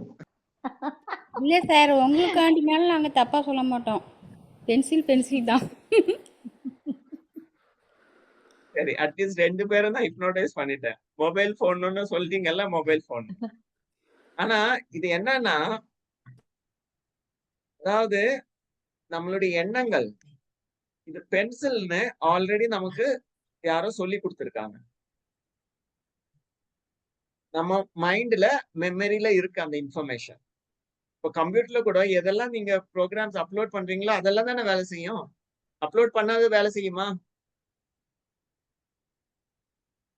அதே மாதிரி ம்ஹும். உங்களுக்கு யாரோ சொல்லிக் கொடுத்திருக்காங்க இது பென்சில்னு. ஸோ ஆல்ரெடி உங்க மைண்ட்ல இருக்க இன்ஃபர்மேஷன் எல்லாம் எந்த ஒரு பொருளை பார்த்தாலும் அது சம்பந்தப்பட்ட எல்லா விஷயங்களும் ஞாபகத்துக்கு வரும். அதுதான் இயற்கை. ஆனால் மனிதனுக்கும் மிருகத்துக்கும் என்ன வித்தியாசம் இருக்கு? மனிதனுக்கும் பறவைகளுக்கும் என்ன வித்தியாசம்? 6 அறிவு, அதாவது சிந்திக்கிற அறிவு வந்து மனிதனுக்கு இருக்கலாம் சார். So, மற்றவங்க நான் என்ன சொன்னேன் இந்த பென்சில வந்து மொபைல்னு சொல்லணும்னு சில பேர் சொன்னீங்க மொபைல்னு. அப்ப என்ன பண்ணீங்க? ஓகே, நான் எப்போதுமே நான் பென்சில் தான் சொல்லுவேன். ஆனா இன்னைக்கு நான் வந்து மொபைல்னு சொல்லணும் இத. அப்படின்னு நீங்க உங்க மனசுல வந்து நான் சொன்னத புரிஞ்சுகிட்டு அதுக்கு பதிலா சொன்னீங்க இது வந்து மொபைல் ஃபோன். ஸோ இடத்துக்கு ஏத்த மாரி அதாவது பறவைகளும், விலங்குகளும் அந்த 6 அறிவு இல்லன்னு சொன்ன மாரி அது வந்து யோசிச்சுட்டு எதுவுமே செய்யாது. ஆனா மனிதர்களான நம்ம வந்து ஒவ்வொரு விஷயத்தையும் மனசுல இருக்கிறதெல்லாம் அப்படியே சொல்லணும்னு அவசியமும் இல்ல. நம்ம செய்யறதும் கிடையாது. இடத்துக்கு ஏத்த மாரி. வீட்ல இருந்தா நம்மளுடைய இடம் பொருள் ஏவல். ஆமா இடம், பொருள், ஏவல் அறிந்து செய்கின்றோம். வீட்ல இருந்தா ம். நம்ம குழந்தைய போட்டு அரட்டி எடுத்துருவோம். இது பண்ணுங்க, அது பண்ணுங்க. ஆனா ஆபீஸ்ல போனா பாஸ் வந்து நம்ம அரட்டி எடுத்துருவாங்க. இந்த ம். அரட்டல், மிரட்டல் எல்லாம் நம்ம வீட்ல தான் செல்லும். வெளிய செல்லாது. அப்படி தானே சில பேருக்கு. சோ நம்ம வந்து இடம், பொருள், ஏவல் இடத்துக்கு ஏத்த மாரி நம்ம வந்து நம்மளுடைய எண்ணங்களை மாற்றிக் கொள்கின்றோம். நம்மளுடைய சில விஷயங்கள் ஆட்டோமேட்டிக்கா வருது. ஆனா நம்ம என்ன பண்றோம்? தேவைக்கு ஏத்த மாரி அத மாடிஃபை பண்றோம். சரி. இப்போ ஒரு மனநலம் பாதிக்கப்பட்ட ஹாஸ்பிட்டல், ஒரு மனநலம் சரி செய்கின்ற ஹாஸ்பிட்டல்ல போனீங்கன்னா நெறைய பேர் அங்க வராங்க. அவங்களுக்கு முக்கியமா என்ன பிரச்சனை இருக்கலாம் சொல்லுங்க பாப்போம். அவங்களுக்கு என்ன ஏது எந்த பொருள் இதுதான் அப்படிங்கறது கரெக்டா அனலைஸ் பண்ண தெரியாதுங்க சார். மெயினா இந்த கண்ட்ரோலிங் பவர், அவங்களுடைய எண்ணங்கள் மீது கண்ட்ரோல் பண்றது. கண்ட்ரோலிங் இருக்காது. ஆமா. கண்ட்ரோலிங் பவர் இழந்துருவாங்க அவங்க. ஆமா. எல்லாரும் எல்லாமே இழக்கிறது இல்ல, ஓரளவுக்கு. சில ம். விஷயங்கள் செய்யறதுல அவங்களுக்கு கடினமாக இருக்கலாம். அதனால கூட வருவாங்க. சோ அத வந்து எப்படி நம்ம மேனேஜ் பண்றதுன்னு சொல்லிக் கொடுக்கிறது தான் இந்த கவுன்சிலிங், சைக்காலஜி, ஹிப்னோதெரபி. சோ இந்த எண்ணங்கள் நம்ம என்ன பண்றோம், பல நேரம் வந்து நடந்து முடிஞ்ச விஷயங்கள். நாய் கடிச்சிடுச்சு, அந்த லிஃப்ட்ல வந்தோம், அந்த பயம் இன்னும் இருக்குது எனக்கு. திரும்ப போகும்போதெல்லாம் ஐயோ என்னால லிஃப்ட்ல போகவே முடியாது. அப்ப என்ன பண்றோம், நடந்து முடிந்த விஷயங்களை பத்தி நினைச்சுக்கிட்டே இருக்கிறோம். அதுதான் ஆங்ஸைட்டின்னு சொல்றது. முடிந்து போன விஷயங்கள். இந்த ஆங்ஸைட்டிய வந்து ஃபியர், ஃபோபியா இந்த மாதிரி வெரைட்டிஸ் எல்லாம் இருக்கு. ஓசிடிஸ். அதாவது நடந்து முடிந்த விஷயங்களை பற்றி திரும்ப திரும்ப திரும்ப அதே அந்த எண்ணங்கள் நம்மளுடைய நடைமுறை வாழ்க்கை. அதாவது நடந்து முடிஞ்ச விஷயங்கள் நமக்கு எல்லாருக்கும் ஞாபகம் வரும். ஆனா என்ன வித்தியாசம்னா, அது என்னுடைய நடைமுறை வாழ்க்கையை பாதிக்குதா? அப்போ வந்து அதுக்கு ட்ரீட்மெண்ட் தேவைப்படுது. கவுன்சிலிங் தேவைப்படுது.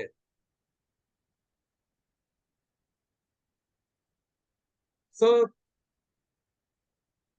அந்த லிஃப்ட்ல நடந்ததா இந்த லாயர் இப்ப அடிக்கடி அதை நினைச்சு பார்த்தாங்கன்னா என்ன ஆகுதுன்னா ஆங்ஸைட்டி. நடந்து முடிந்த விஷயங்கள் அவரால கண்ட்ரோல் பண்ண முடியல. அவரால சொல்லி புரிஞ்சு வைக்க முடியல. அன்னைக்கு நடந்த லிஃப்ட் அப்பதான் நடந்தது. இப்போ இந்த லிஃப்ட் அந்த மாதிரி கிடையாது. இங்க வந்து ஓவர்லோட் ஆகாது. இந்த லிஃப்ட்ல இப்போ கரண்ட் போகாது. எப்போதுமே அந்த மாதிரி நடக்காது. சில விஷயங்கள் சில நேரத்துல தான் நடக்கும். இந்த மாதிரி ஒண்ணு தனக்குத்தானே சொல்லி புரிய வைக்கணும். இல்ல கவுன்சிலர் கிட்ட போனா அவங்க சொல்லி புரிய வைப்பாங்க. சொல்லி முடியாத விஷயங்கள் ஹிப்னோதெரபில பண்ணலாம். அதுதான் பல காலமாக செஞ்சுட்டு வராங்க. சில விஷயங்கள் நம்ம சொல்லி புரியாத விஷயங்கள் வந்து இந்த மாதிரி ஹிப்னோசிஸ்ல வந்துட்டு சொல்லி புரிய வைக்கலாம். இதுல வித்தியாசம் என்னன்னா, சொல்லி சாதாரணமா பேசும்பொழுது அந்த நார்மல் பிரெயின் ஆக்டிவா இருக்குது. ஆனா ரிலாக்ஸ் பண்ணி சொல்லும்போது என்ன ஆகுதுன்னா, நம்ம அந்த amygdala part of the brain அது வந்து அதுல இருக்கிற இன்ஃபர்மேஷனை நம்மால மேனேஜ் பண்ண முடியுது, கண்ட்ரோல் பண்ண முடியுது. சோ அதுதான் நார்மல் கவுன்சிலிங்க்கும் இந்த ஹிப்னோதெரபிக்கும் ஒரு பெரிய டிஃபரன்ஸ். சரி, நான் இப்போ ஒரு அடுத்த கேள்வி கேட்கிறேன். எத்தனை விதமான மனம் இருக்கு சொல்லுங்க பாப்போம். சாட் பாக்ஸ்ல சொல்லுங்க. 1 மனமா, 2 மனமா, 3 மனமா? 1, 2, 3 சொல்லுங்க. சாட் பாக்ஸ்ல எழுதுங்க.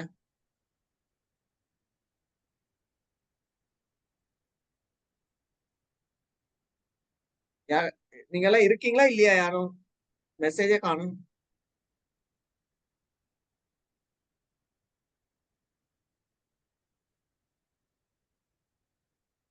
ஆன்லைன்ல இருக்கீங்களா இல்லையா? இருக்கும் சார். சரி, எத்தனை விதமான மனம் இருக்குது? யாராவது சொல்லுங்க, மைக் ஆன் பண்ணி சொல்லுங்க.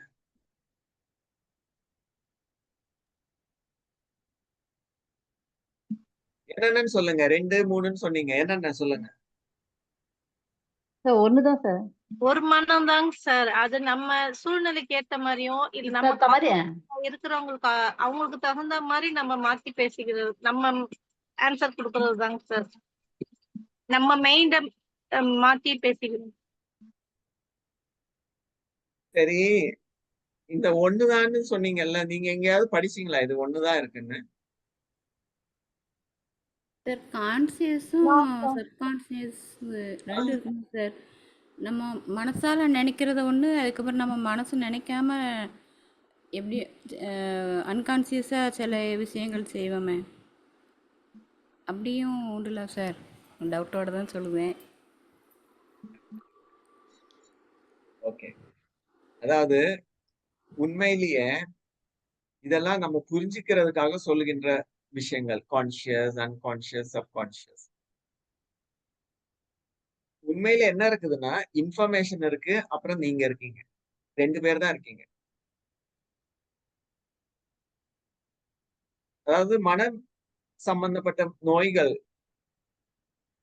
ஏன் நெறைய முறை வருதுன்னா, நம்ம என்ன நெனைக்கிறோம்னா, மனசுன்னு ஒண்ணு தனியா இருக்கு. அது பாட்டுட்டு என்ன வந்து தொந்தரவு ஓடிட்டு இருக்கு. பண்ணிக்கிட்டே இருக்கு. ரொம்ப ம். தொந்தரவு பண்ணுது என் மனசு. சரி, இப்போ இப்போ கேட்கறது பதில் சொல்லுங்க. நீங்க ஒண்ணு, மனசு ஒண்ணு. இந்த மாரி 2 பேர் இருக்கீங்களா? இல்ல ஒருத்தர் தான் இருக்கீங்களா? சொல்லுங்க பாப்போம். 1ஆ 2ஆ? சாட் பாக்ஸ்ல சொல்லுங்க. 1, 2ன்னு பதில் சொல்லுங்க.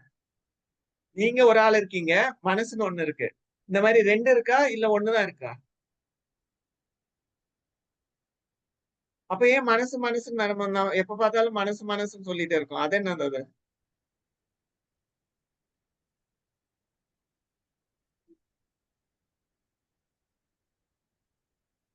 இப்ப இது யோசனை, யோசனை. Thinking, thought. சோ தாட்ஸ் வேற, நீங்க வேறயா? நமக்கு வர்றது தானே சார் தாட். சோ அந்த தாட்ஸ் நீங்க கண்ட்ரோல் பண்ண முடியுமா? முடியாதா? முடியும் சார். பண்ணலாமே. அத கண்ட்ரோல் பண்றத விட டைவர்ட் பண்ணலாம். ஓகே. டைவர்ட் கண்ட்ரோல் பண்ணலாம். பண்ணலாம். சோ ஏதோ ஒண்ணு பண்ணலாம்ல? பண்ணலாம். எஸ். கண்ட்ரோல் பண்ணலாம். இல்ல என்னுடைய எண்ணங்களை, மனதை கண்ட்ரோல் பண்ண முடியாது அப்படின்னு சொல்றவங்க எத்தன பேரு? நோன்னு சொல்லுங்க. பண்ண முடியாதுன்னா. யாராவது பண்ணலாம் சார். ஒருத்தராவது இருக்கீங்களா? நோன்னு சொல்றதுக்கு. இல்ல ஒருத்தரும் இல்லையா?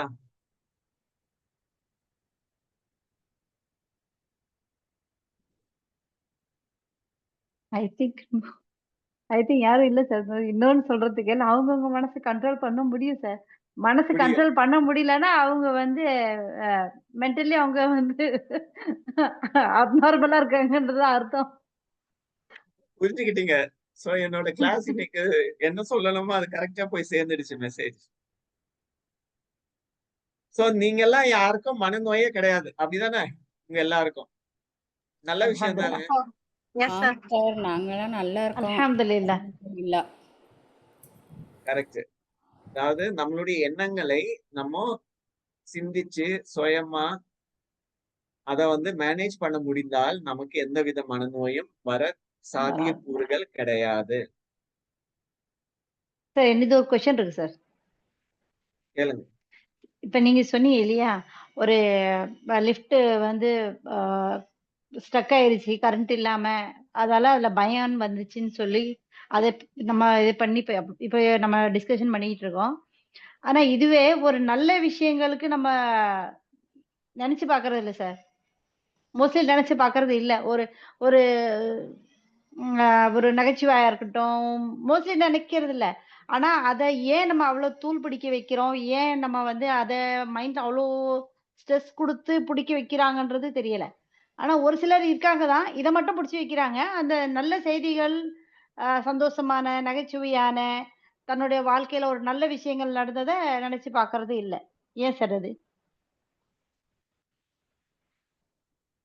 அதாவது இதுக்கு முன்னாடி நீங்க சொன்னீங்க, நாங்கெல்லாம் மைண்ட் தாட்ஸ் எல்லாம் மேனேஜ் பண்றோம் அப்படின்னு. இப்ப ம். சொல்றீங்க இல்ல அப்படின்னு. அப்படிதானே? இல்ல சார் அப்படி இல்ல. இத நெறைய பேர்ல நான் பார்த்துருக்கேன். அத சொல்றேன். வயசானவங்கள்ல முக்காவாசி பார்த்துருக்கேன். அது ஏன்னு கேட்கிறேன். உங்கள்ட்ட அது டவுட் கேட்கிறேன். எதுக்கு அவங்கள இப்படி இருக்காங்களா? இல்ல கண்ட்ரோல் போயிருச்சா? இல்ல எப்படின்றது தெரியல. எனக்கு எப்படி அவங்களுக்கு யோசனை குடுக்கறதுன்னு தெரியல. அதுக்கு கேட்கிறேன். அதனால தான் நான் ஆரம்பத்துல சொன்னேன், எந்த ஒரு விஷயம் ஏற்படுவதற்கும் 3 காரணங்கள் இருக்கு. என்னென்ன காரணம் எழுதுனீங்களா? சொல்லுங்க பாப்போம். Biological factor, பயாலஜி ஆ psychological factor, social factor. Social factor. So இவ்வளவு நேரம் நம்ம டிஸ்கஸ் பண்ணது எந்த factor? Biology factor. Psychological factor. ஆமா. இவ்வளவு நேரம் நம்ம பேசுனது சைக்காலஜிக்கல் தான். ஆனா இதையும் மீறி 2 விஷயங்கள் இருக்கு. நீங்க சொன்ன ஒருத்தரு ஓகே. வீட்ல இருக்காங்க. ஆனா அவங்கள சுத்தி ஒரு 5 பேரு அவங்கள எப்போதும் திட்டிக்கிட்டும், இது ஏதாவது சொல்லிக்கிட்டு இருக்காங்க. அப்போ அவங்க மனசுல எண்ணங்கள் வருமா? வராதா? வரும். தவறான எண்ணங்கள் வரும். இவங்க என்ன எப்ப பார்த்தாலும் சத்தம் போட்டுக்கிட்டே இருக்காங்க. இவங்க என்ன ஆ. திட்டிக்கிட்டே இருக்காங்க. சோ அதுதான் வாய் சோசியல் ஃபேக்டர்ங்கிறது. அதுவும் ஒரு காரணம். அடுத்தது பயாலஜிக்கல் ஃபேக்ட். நிறைய முறை என்ன ஆகுதுன்னா நம்மளுடைய சிறு வயதிலிருந்து இப்பெல்லாம் டாக்டர்ஸ் என்ன சொல்றாங்கன்னா, குழந்தை வயித்துல இருக்கும் பொழுதே அந்த குழந்தைக்கு என்னென்ன நோய்கள் வரும்னு நம்ம சொல்லிடலாம் அப்படிங்கிறாங்க. அந்த குழந்தைக்கு மனநோய் வருமா? ஏன் அத சொல்றாங்கன்னா, அது முன்னாடியே தெரிஞ்சதுன்னா அத பிரிவென்ட் பண்ணலாம். ஆனா இப்ப இருக்கிற நிறைய பிரச்சனைக்கு என்ன காரணம்னா, நம்ம பிரிவென்ஷன் பண்றதே கிடையாது. பிரிவென்ஷன் என்ன? நம்ம முதல்ல டிஸ்கஸ் பண்ண வருமுன் காப்பதே. ஆமா. முதல்ல டிஸ்கஸ் பண்ண மாரி, வேலைக்கு வேலை சாப்பிடணும், டைம்க்கு தூங்கணும், டைம்க்கு சாப்பிடணும், சாப்பிட்டாலும் நியூட்ரிஷியஸ் ஃபுட்டா சாப்பிடணும், ஜங்க் ஃபுட் இல்லாம சாப்பிடணும், நல்லா தூங்கணும், எக்சர்சைஸ் பண்ணணும், நமக்கு பிடிச்ச விஷயங்கள் வேலையை செய்யணும், ஜாப்ல இன்ட்ரெஸ்ட் இருக்கணும், ஆக்டிவா இருக்கணும், மனசு சந்தோஷமா இருக்கிற விஷயங்கள செய்யணும், கேம்ஸ் விளையாடணும். சோ இந்த மாதிரி நம்மளுடைய வாழ்க்கை இருந்ததுன்னா, வயசானா கூட நமக்கு வந்து மனநோய் வர்றதுக்கெல்லாம் சான்ஸே மனநோய் இல்ல, உடல் நோய் கூட வராது. ஏன்னா உடல் நோய்கள் வயசானதுக்கு அப்புறம் நிறைய வருதுன்னா என்ன காரணம்னா, அது லைஃப் ஸ்டைல் டிசார்டர்னு சொல்றாங்க.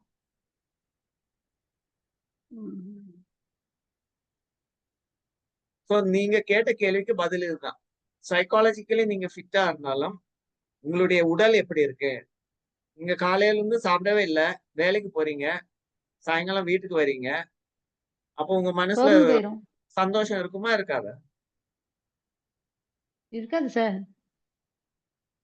ஏன்னா காலையில நீங்க சாப்பிடவே இல்ல, டயர்டா இருக்கீங்க. அங்க உங்கள நீங்க நான் சிரிக்கணும் அப்படின்னா சிரிப்பு எங்கேருந்து வரும்? கோவம் தான் வரும். எஸ். டயர்டா இருப்பாங்க. அவங்களுக்கு கோவம் இருக்கும். அவங்களுக்கு என்னென்ன மைண்ட்ல என்னன்னு அது நல்ல விஷயங்கள் சொன்னா கூட அவங்களுக்கு கோவம் வர மாரியே பேசுவாங்க. சோ பதில் இததான் அப்படி வரும். சைக்காலஜில என்ன சொல்லுவாங்கன்னா, ரிசோர்சஸ். நம்மளுடைய ரிசோர்ஸ் நமக்கு கிட்ட இருக்கணும். எனர்ஜி இருக்கணும், சத்து இருக்கணும். அப்பதான் மனசும் சந்தோஷமா இருக்கும். Biological reasons. அப்புறம் நம்மளுடைய சுற்றுப்புற சூழல். அதையும் பார்க்கணும். ஒண்ணு சுற்றுப்புற சூழல்னால நம்ம பாதிக்கப்படுறது. இன்னொன்னு சுற்றுப்புற சூழல் எப்படி இருந்தாலும் நான் என்னுடைய மனசை வந்து நான் பாதிக்காம பார்த்துக்குவேன். இதுல என்ன ரகசியம் என்னன்னா, இப்போ ஒரு முறை நம்ம கோவப்படுறோம், இல்ல வருத்தப்படுறோம்னா, நான் முதல்ல சொன்ன மாதிரி நம்ம உடல்ல பலவிதமான ஹார்மோனல் சேஞ்சஸ், இம்பேலன்ஸ் ஏற்படுது. பலவிதமான lifestyle disorders, even cancer, heart disease, உடம்புல கொழுப்பு சத்து அதிகமா ஏன் ஏற்படுது? எப்போதுமே வருத்தப்பட்டுக்கிட்டே இருந்தா, கவலைப்பட்டுட்டே இருந்தா உடம்புல வந்து கார்டிசோல் அதிகமாகும். கார்டிசோல்ங்கிற ஹார்மோன் என்ன ஆகுதுன்னா கொழுப்பு சத்து அதிகமாகும். அதனால்தான் கொழுப்பே சாப்பிடாதவங்க கூட ஹார்ட் அட்டாக் வரும். ஏன்னா அவங்க அதிக கவலைப்படுறாங்க. இந்த கவலையை வந்து உடம்புல வந்து கொழுப்பை ஏத்தி விடும். சோ சுற்றுப்புற சூழ்நிலை அப்படி இருக்குன்னு நான் எப்போதுமே வருத்தமா இருக்கிறேன், கவலையா இருக்கிறேன், கோவமா இருக்கிறேன்னா நம்ம உடலை நாம தான் அழிச்சுக்கிறோம். சோ அதுக்கு என்ன பண்ணலாம்? யாரு உங்களை திட்டினாலும் என்ன பண்ணணும்? அமைதியா இருந்துடணும் சார். ரிவர்ஸா எதுவும் சொல்லாம சிரிச்சிட்டு கடவுள்கிட்ட கடந்து போயிடணும். ப்ரேயர் பண்ணிட்டு இருந்துக்கணும். இந்த மாதிரி சிரிச்சிட்டு கடந்து பண்ணீங்கன்னா போயிடணும். உங்க உடல் நலமும் மனநலமும் ரொம்ப நாளைக்கு நல்லா இருக்கும். அதை விட்டுட்டு வீட்டுல வந்தா சின்ன சின்ன விஷயத்துக்கு நம்ம சண்டை போடுறது, சத்தம் போடுறது, கோவப்படுறது, ஆபீஸ் போனா அங்கேயும் டென்ஷன், எல்லா இடத்துலயும் நம்ம டென்ஷனாவே நம்ம வாழ்க்கை இருந்ததுன்னா ரொம்ப சீக்கிரமா என்ன ஆயிடும்? நோயாளி ஆயிரும். ஆமா, நோயாளி ஆயிடும். சரி, நம்ம ரொம்ப சீக்கிரமா அடுத்த ஸ்லைட்ஸ் கொஞ்சம் பார்த்துட்டோம். டைம் ஆயிடுச்சுல. இப்போ who am I? நான் யாரா இருக்கலாம்?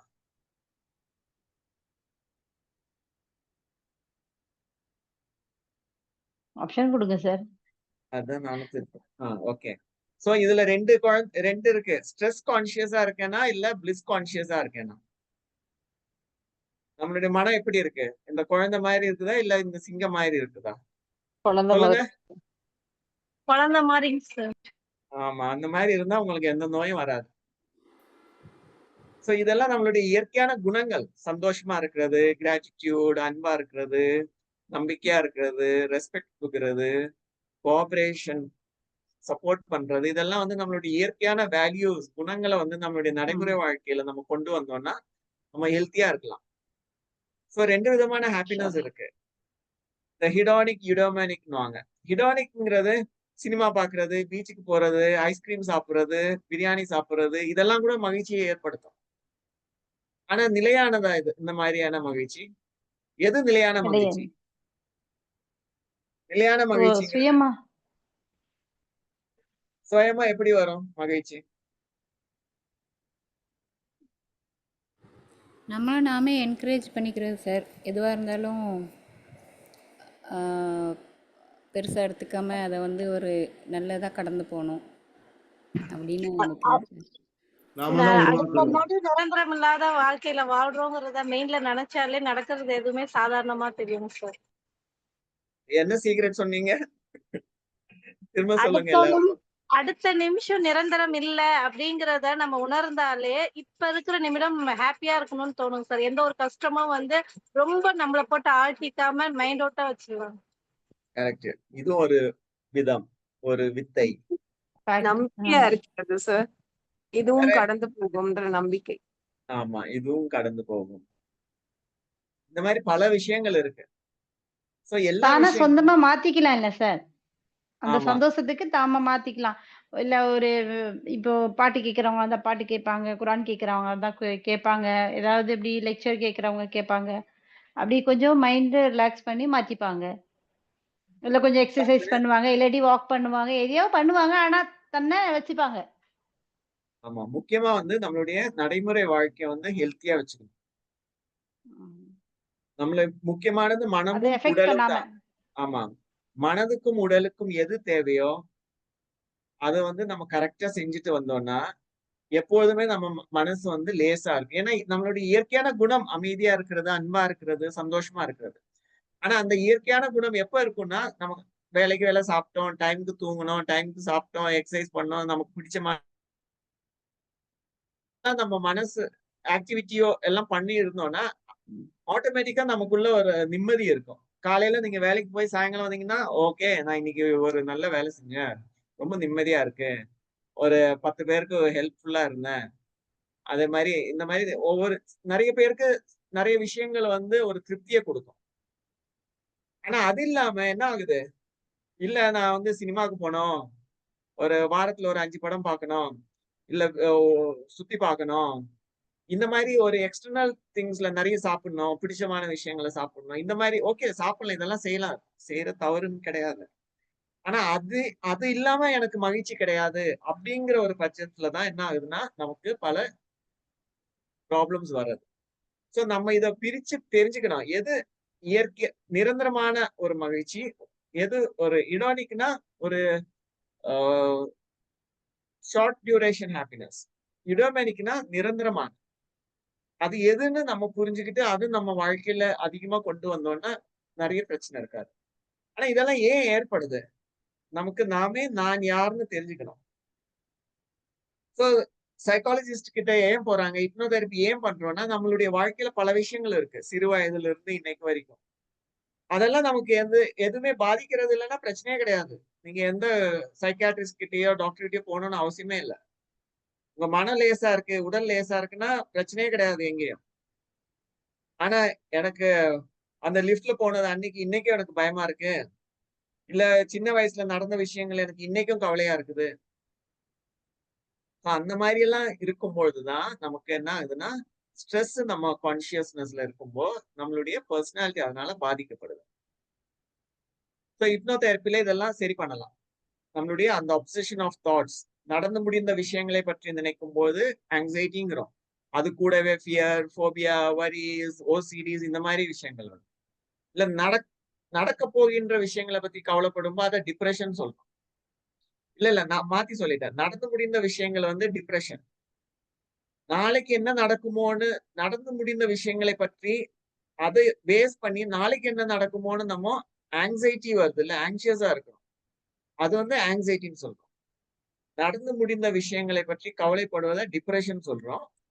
நடந்து முடிந்த விஷயத்த பேஸ் பண்ணி நாளைக்கு என்ன நடக்குமோன்னு கவலைப்படுகின்றத வந்து நம்ம ஆங்ஸைட்டிங்கிறோம். ஏன்னா நாளைக்கு நான் ஸ்டேஜ்ல போனா என்ன நடக்கும்?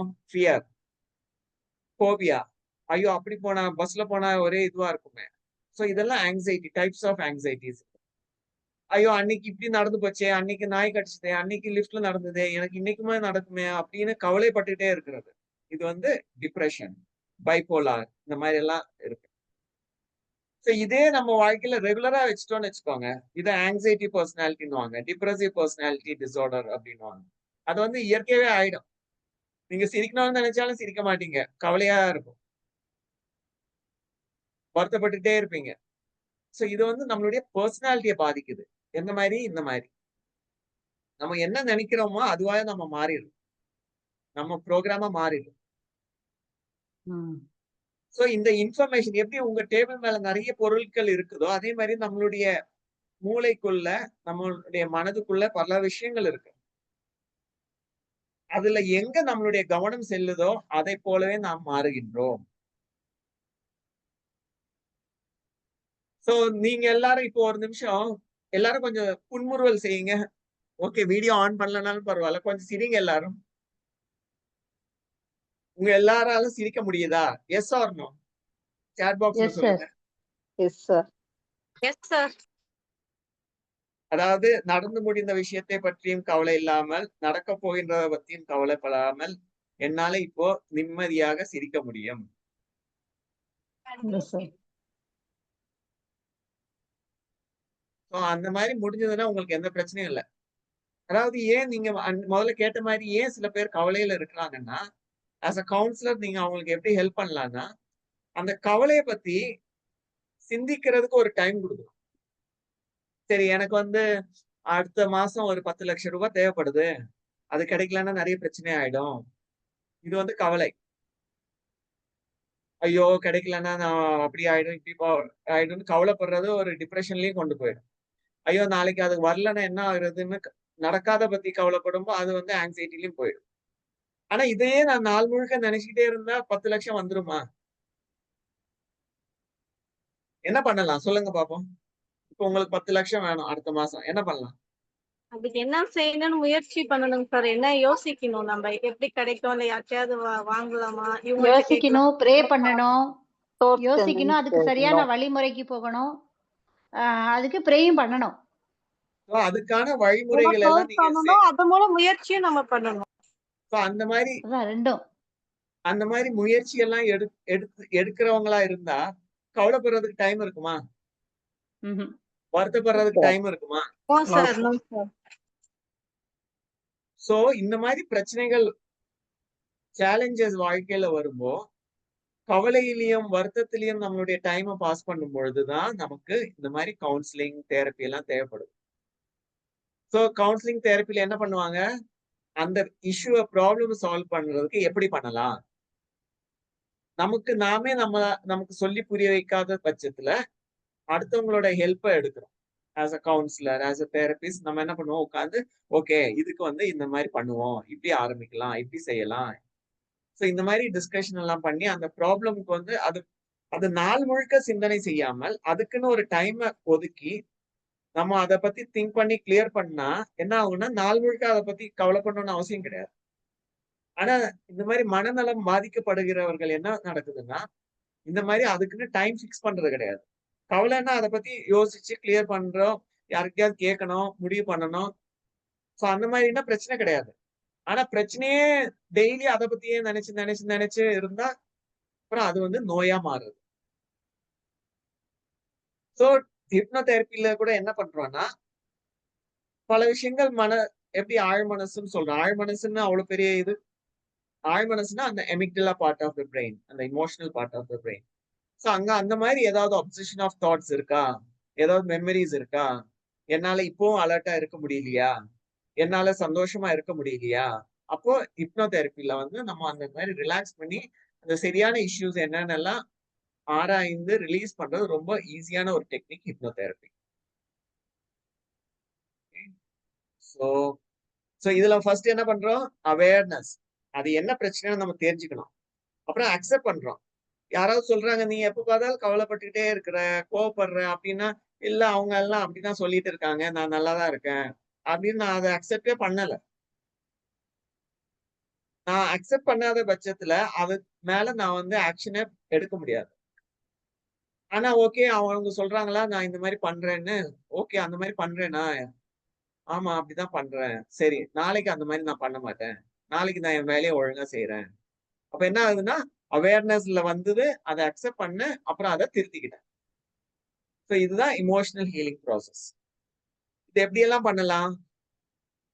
association, unconscious distortion, generalization, mind reading, interpersonal perception, defense mechanism, attachment, position of thoughts. இதெல்லாம் வழிமுறைகள். இதெல்லாம் நம்ம பலமுறை செய்யறோம். பலமுறை இதெல்லாம் நமக்கு தேவைப்படுது. ஆனா அதுவே நம்மளுடைய நடைமுறை வாழ்க்கையை பாதிக்கின்ற வகையில ஏற்படும் பொழுது நம்ம என்ன பண்ணணும்? அதுக்கான ட்ரீட்மெண்ட் எடுத்துக்கணும். ஸோ இதுல என்னென்ன டெக்னிக் இருக்கு? ரிலாக்ஸ் பண்றோம், அட்டென்ஷன் இன்க்ரீஸ் பண்றோம், சஜஸ்டிபிலிட்டி ரிலாக்ஸேஷன் இன்க்ரீஸ் பண்றதுனால நம்ம சொல்றதெல்லாம் கேட்கிறோம், ரூட் காஸ் ஐடென்டிஃபை பண்றோம், புரிஞ்சுக்கிறோம். அப்புறம் அதை கிளியர் பண்றதுக்கு ஹிப்னோ டிராமா, ரீஸ்கிரிப்ட், இமேஜினேஷன், விஷுவலைசிங் இந்த டெக்னிக் எல்லாம் யூஸ் பண்ணுவோம். ஸோ இதெல்லாம் எதுக்கெல்லாம் யூஸ் பண்ணலாம்? Fear, phobia, migraine, self empowerment, stress, neurosis, anxiety, mild depression, suicidal thought, psychosomatic illness, behaviour modification, இதுக்கெல்லாம் இந்த ஹிப்னோதெரபி யூஸ்ஃபுல்லா இருக்கும். இங்க வந்து ஒரு கவுன்சிலர் இந்த டெக்னிக்ஸ் எல்லாம் யூஸ் பண்ணி என்னென்ன டிசீஸ் சிம்டம்ஸ் கியூர் பண்ணியிருக்காங்க, டோட்டலா எவ்வளவு கியூர் ஆச்சு, இம்ப்ரூவ்மெண்ட் எவ்வளவு ஆச்சுன்னு நான் ஒரு கேஸ் ஸ்டடி மாதிரி பண்ணியிருக்கேன். இது ஒரு பேப்பரா கூட நான் ஆன்லைன்ல பப்ளிஷ் பண்ணியிருக்கேன். நீங்க கூகுள்ல என் பேர் போட்டீங்கன்னா ஆன்லைன் பேப்பர்ஸ் கூட பார்க்கலாம். இந்த ரிப்போர்ட் கூட இருக்கு. ஸோ இந்த ஹிப்னோதெரபினால நிறைய இது வந்து இந்த டாக்டர் பர்னி நான் முன்னாடி சொன்னேன்ல, அவரு என்னென்ன டிசீஸை கியூர் பண்ணியிருக்காரு இந்த ஹிப்னோதெரபினால, அது மென்ஷன் பண்ணியிருக்காரு. ஸோ இது இந்த வீடியோ ரெக்கார்ட் ஆகுதா இது? S sir. Yes sir. ஆமாம் சார், ஓகே. ரெக்கார்ட் ஸோ ஆகுது. நீங்க வீடியோல கூட இதை பார்க்கலாம் அப்போ ரொம்ப நேரம். ஸோ இது வந்து டாக்டர் எஸ்டேல் நான் சொன்னேன்ல, அவர் என்னென்ன மெத்தட் எதை கியூர் பண்ணாரு இந்த ரிலாக்ஸேஷனால, இந்த ஹிப்னோதெரபினால, அது மென்ஷன் பண்ணியிருக்காரு. ஸோ இதுதான். ஏதாவது கேள்வி கேட்கணும்னா கேளுங்க. இது வந்து என்னோட ஆர்க் ஐடி, இது வந்து ரிசர்ச்ல என்னோட பேர் போட்டீங்கனாலே கிடைச்சிரும். அதுல வந்து நான் இந்த மாதிரி டெக்னிக்ஸ் யூஸ் பண்ணி மைண்ட் என்ன, கான்சியஸ்னஸ்னா என்ன, நியூரோசிஸ் எப்படி கியூர் பண்ணலாம், அதுக்கான சிம்பிள் டெக்னிக்ஸ் எல்லாம் அந்த ஒரு 10-12 பேப்பர்ஸ் இருக்கு ஆன்லைன்ல. நீங்க இன்ட்ரெஸ்ட் இருக்கவங்க பார்த்து படிக்கலாம். அப்புறம் நான் 2 கூகுள் ஃபார்ம் போஸ்ட் பண்ணியிருந்தேன்ல சேட் பாக்ஸ்ல, அது வந்து ஃபில்அப் பண்ணுங்க. உங்க இமெயிலுக்கே அந்த ஃபார்ம் வந்ததுன்னா உங்களுக்கே ஐடியா கிடைக்கும். ஓகே இந்த psychological factor, biological factor, social factor எப்படி இருக்கு, அந்த டிப்ரெஷன், ஆங்ஸைட்டி, ஸ்ட்ரெஸ் எப்படி இருக்கு, அட்லீஸ்ட் ஒரு ஐடியா உங்களுக்கு கிடைக்கும். மீதி அது வந்து டீட்டெயிலா வந்து நம்ம அந்த ஒர்க் ஷாப்ல வந்து இன்னும் டிஸ்கஸ் பண்ணுவோம். அதை எப்படி அனலைஸ் பண்றது, அதுக்கான ஸ்கோரிங் எப்படி பண்ணலாம், அதை எப்படி அந்த யாராவது உங்ககிட்ட கவுன்சிலிங் வந்தாங்கன்னா எப்படி நம்ம டிசீஸை ஐடென்டிஃபை பண்றது, அப்புறம் அதுக்கு ஏற்ற மாதிரி எப்படி நம்ம தெரப்பி பண்றது, ஹிப்னோதெரப்பி எப்படி பண்றது, யாரை வந்து நம்ம டாக்டர் கிட்ட ரெஃபர் பண்ணணும், யாரை வந்து நம்ம கவுன்சிலிங் பண்ணலாம், தெரப்பி பண்ணலாம், இல்ல யாருக்கு வந்து ரெண்டுமே தேவைப்படும், இதெல்லாம் வந்து ஒரு ப்ராசஸ் இருக்கு. இந்த ப்ராசஸ் சார் எல்லாம் இது வந்து கிளாஸஸும் ஆன்லைன் கிளாஸஸ் போகுமா சார்? இப்போ நீங்க சொல்றீங்க இல்லையா, அது ஆன்லைனும் கிடைக்குமா? அது வந்துட்டு இந்த சைபா அட்மின் அவங்க வந்து கிளியர் பண்ணுவாங்க. அந்த ஒர்க் ஷாப் வந்து ஒரு நெக்ஸ்ட் மந்த்ல அந்த ப்ரோக்ராம் வச்சிருக்காங்க. அப்போ வந்து நான் ஃபுல் டேல இதெல்லாம் சொல்லி கொடுப்பேன், இதெல்லாம் எப்படி பண்ணலான்னு. நீங்க அவங்க ஏதோ குரூப் எல்லாம் வச்சிருக்காங்க, அந்த குரூப் ஓகே. இப்ப வேற ஏதாவது கேள்வி கேட்கணும்னா இப்ப அட்மின் அவங்களும் இருக்காங்க. சைபா அட்மின் யாராவது இருக்கீங்களா? எஸ் சார், இருக்கும். சோ நீங்க ஏதாவது கேள்வி கேட்டா அவங்களும் சேர்ந்து பதில் சொல்லுவாங்க.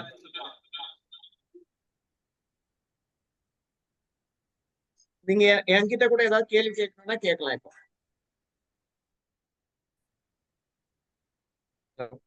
சார் ஒன்று கேட்கலாமா? ஹலோ நான் கால் பண்றேன். சொல்லுங்க சொல்லுங்க.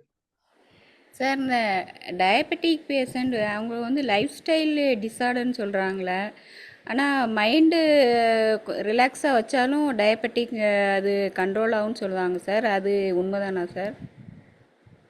அதாவது இந்த லைஃப் ஸ்டைல் டிசார்டர்னு நான் சொன்ன மாதிரி நான் சொன்னேன்ல 3 reason: psychological, biological, social factors. ம் மனசு வந்து கிளியரா இருந்ததுன்னா அவங்களுடைய வேலைக்கு வேலை மருந்து சாப்பிடுவாங்க, எக்ஸசைஸ் பண்ணுவாங்க, வாக்கிங் போவாங்க, டைம் சாப்பிடுறது சாப்பிடுவாங்க. ம் ஸோ எல்லாமே இன்டர் கனெக்டட். மைண்டு, உடல்னு வேற வேற கிடையாது. உங்க ம் மனம் நல்லா இருந்தா உடல் நல்லா இருக்கும், உடல் நல்லா இருந்தா மனம் நல்லா இருக்கும். ம் ஸோ ஏன் லைஃப் ஸ்டைல் டிஸார்டர்ஸ்ன்னு சொல்றாங்கன்னா, அவங்க இதெல்லாம் செய்யறது கிடையாது. செய்யறதுன்னா ரொம்ப நாளா செய்யல. வேலைக்கு ம் வேலை சாப்பிடல, நேரத்துக்கு நேரம் தூங்கல, நியூட்ரிஷியஸ் ஃபுட் சாப்பிடல, நெறைய கவலைப்பட்டுட்டு இருக்கிறாங்க. ஸோ இதெல்லாம் ம் எங்கேருந்து ஆரம்பிக்கணும்னா, ஃபர்ஸ்ட் ஒபிசிட்டி. கொழுப்பு சத்து அதிகமாகும் உடம்புல. அப்புறம் ம் கொழுப்பு அதிகமாகாம என்ன ஆகும்னா, கொஞ்சம் கொஞ்சமா டயபிட்டிஸ் வரும். அப்புறம் கொழுப்பு அதிகம் இன்னும் ஆக ஆக நம்ம ஆர்டரீஸ்ல எல்லாம் கொலஸ்ட்ரால் டெபாசிட் ஆகுறதுனால அது வந்து ஆர்டரியில பிளாக்கேஜஸ் ஆகும். ஹார்ட் ம் அட்டாக் வரும். அது வந்து பிரெயின்ல நர்வ்ஸ்ல பிளாக்கேஜ் ஆனா ஸ்ட்ரோக்ன்னுவாங்க. அப்புறம் ம் ஒவ்வொரு நர்வ்ஸ்லயும் போய் கொலஸ்ட்ரால் அதிகமாயி பிளாக் ஆகுறதுனால இந்த ரெட்டினோபதி, இந்த ஐ ப்ராப்ளம், மூட்டு வலி, உடம்பு வலி எல்லாமே எல்லாமே இன்டர் கனெக்டட். ம் ஸோ ஓகே மனசையும் நம்ம கிளியரா வச்சுக்கணும். அப்புறம் உடல் நலத்துக்கு தேவையான எல்லாமே நம்ம செய்யணும். இந்த 2த்தையும் நம்ம பேலன்ஸ் பண்ணி போனோம்னா, எல்லா டிசீஸையும் நம்ம மேனேஜ் பண்ணலாம். மருந்தும் டைம்க்கு சாப்பிடணும். Okay sir. ஏன்னா நோய் வர்றதுக்கு முன்னாடி நம்ம ஹெல்த்தியா இருந்தா பிரச்சனை இல்ல. இப்போ நோய் வந்துட்டு அப்புறம் நம்மள லைஃப் ஸ்டைலையும் மாத்திக்கணும், திங்கிங் பேட்டர்னையும் மாத்திக்கணும், கூட மருந்தையும் சாப்பிடணும்.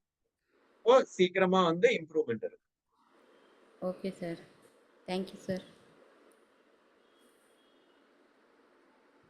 வேற ஏதாவது கேட்கணுமா? சார் இந்த அமிக்டலாவை கண்ட்ரோல் பண்ண முடியுமா? அமிக்டலா. ஆ சரி, அமிக்டலா நம்ம இது வந்து பிரெயின் தானே, நான் லிவிங். இந்த பிரெயினை எப்படி கண்ட்ரோல் பண்ணுவீங்க?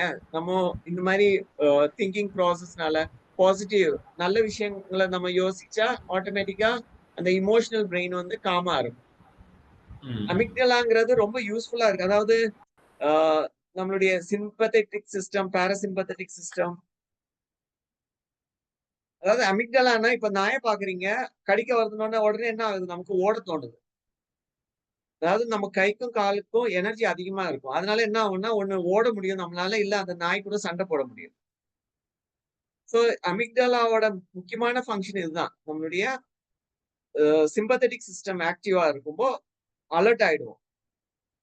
ஆனா இது வந்து ரொம்ப நேரத்துக்கு ரொம்ப நாளைக்கு கண்டினியூ ஆச்சுன்னா என்ன ஆகும்? உங்களுடைய டைஜஷன் பாதிக்கும். ஆஹ் இந்த மாதிரி உடல்நலம் பாதிப்பு ஏற்படும். சோ அமிக்டலா வந்து நம்ம கண்ட்ரோல் எப்படி பண்றதுன்னா, மனசை லேசா வச்சுக்கிறதுனால, உடலை லேசா வச்சுக்கிறதுனால, ஒவ்வொரு விஷயத்தையும் நம்ம தெரிஞ்சு புரிஞ்சு செய்யறதுனால, இப்ப என்ன ஆகும்னா நம்ம வந்து ஒவ்வொரு சுச்சுவேஷனாலும் பாதிக்கப்பட மாட்டோம். அந்த இமோஷன்ஸை வந்து நம்மளால பேலன்ஸா வச்சுக்க முடியும்போ ஆட்டோமேட்டிக்கா அந்த அமிக்டலா கண்ட்ரோல்ல இருக்கும். ஸோ அதுக்குதான் ஹிப்னோதெரப்பிலேயே அந்த இமோஷன்ஸ் மெயினா ஹிப்னோதெரப்பியோட பர்பஸ் வந்து எமோஷனலா நம்ம டிஸ்டர்ப் ஆயிருக்கிறோம்ல, அதை வந்து ரிலாக்ஸ் பண்றதுக்கு தான் அந்த மெயினா ஹிப்னோதெரப்பி யூஸ் பண்றோம்.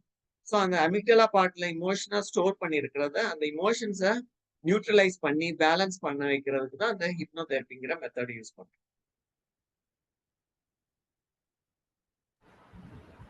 சார் இப்போ ஒருத்தர் வந்து இப்போ சப்கான்ஷியஸ் மைண்டுக்கு போகாமல் கான்ஷியஸ் மைண்ட்லேயே வந்து அவங்க ஆக்ட் பண்ண முடியுமா ஒரு டே ஃபுல்லாக அந்த மாதிரி? அதாவது சப்கான்ஷியஸ் இன்னைக்கு காலையில என்ன சாப்பிட்டீங்க? இட்லி. இட்லி. நீங்க படிச்ச ஸ்கூல் கொஞ்சம் யோசிச்சு பாருங்க. எந்த ஸ்கூல்ல படிச்சீங்க? Bharathi matriculation school. சரி. நீங்க ரொம்ப சின்னதா இருக்கும்போது, குழந்தையா இருக்கும்போது உங்களை எந்த 1ஆம் கிளாஸ்ல எந்த ஸ்கூல்ல படிச்சீங்க? அதையும் யோசிச்சு பாருங்க.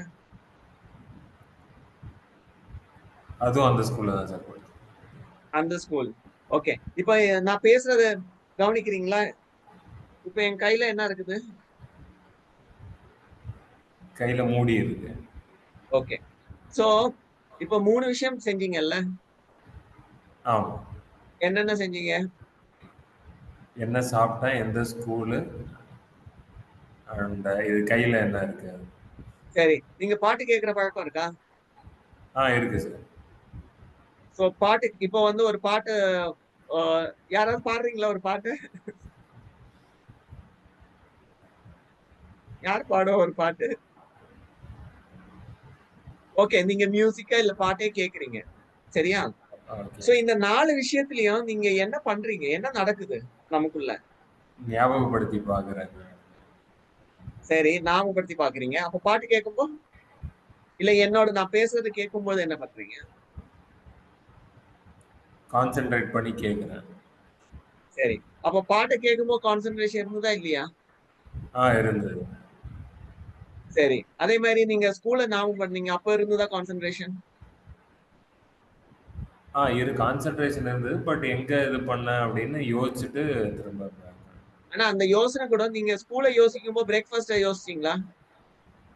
இல்ல. பிரேக்ஃபாஸ்ட்ட யோசிக்கும்போது ஸ்கூல்ல யோசிச்சீங்களா? இல்ல நான் சொல்றத யோசிச்சீங்களா? என்ன பார்த்தீங்களா? ஆமா. கண்ணு பார்த்தாலும் உங்க யோசனை எங்க இருந்தது? யோசனை கேட்ட கொஸ்டின்ல. சரி, நம்ம ஒரு சின்ன எக்சர்சைஸ் பண்ணுவோம். ஒரு 2 நிமிஷம். அதாவது உங்க கண்ணு முன்னாடி இருக்கிற எல்லா பொருளையும் கொஞ்சம் பாருங்க.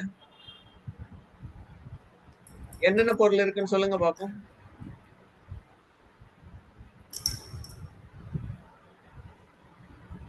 முன்னாடி மிரர் இருக்கு.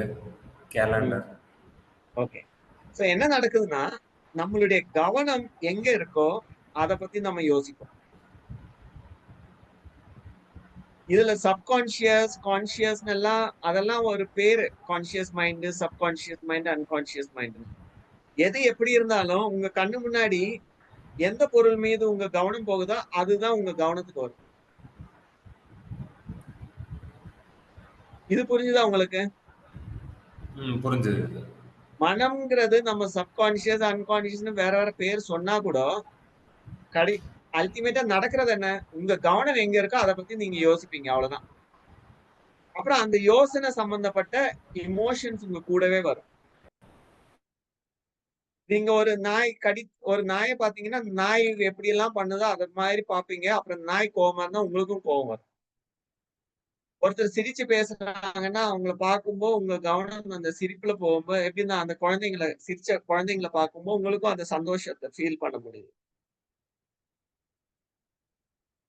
சோ முக்கியமா என்ன விஷயம் தெரியும்?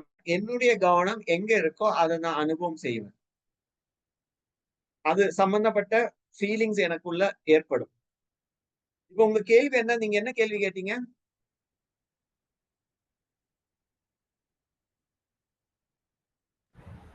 கான்ஷியஸ், சப்கான்ஷியஸ் எது கான்ஷியஸாவே இது பண்ண முடியுமா? சரி, இப்ப நீங்க கேட்ட கேள்விக்கு நீங்களே பதில் சொல்லுங்க.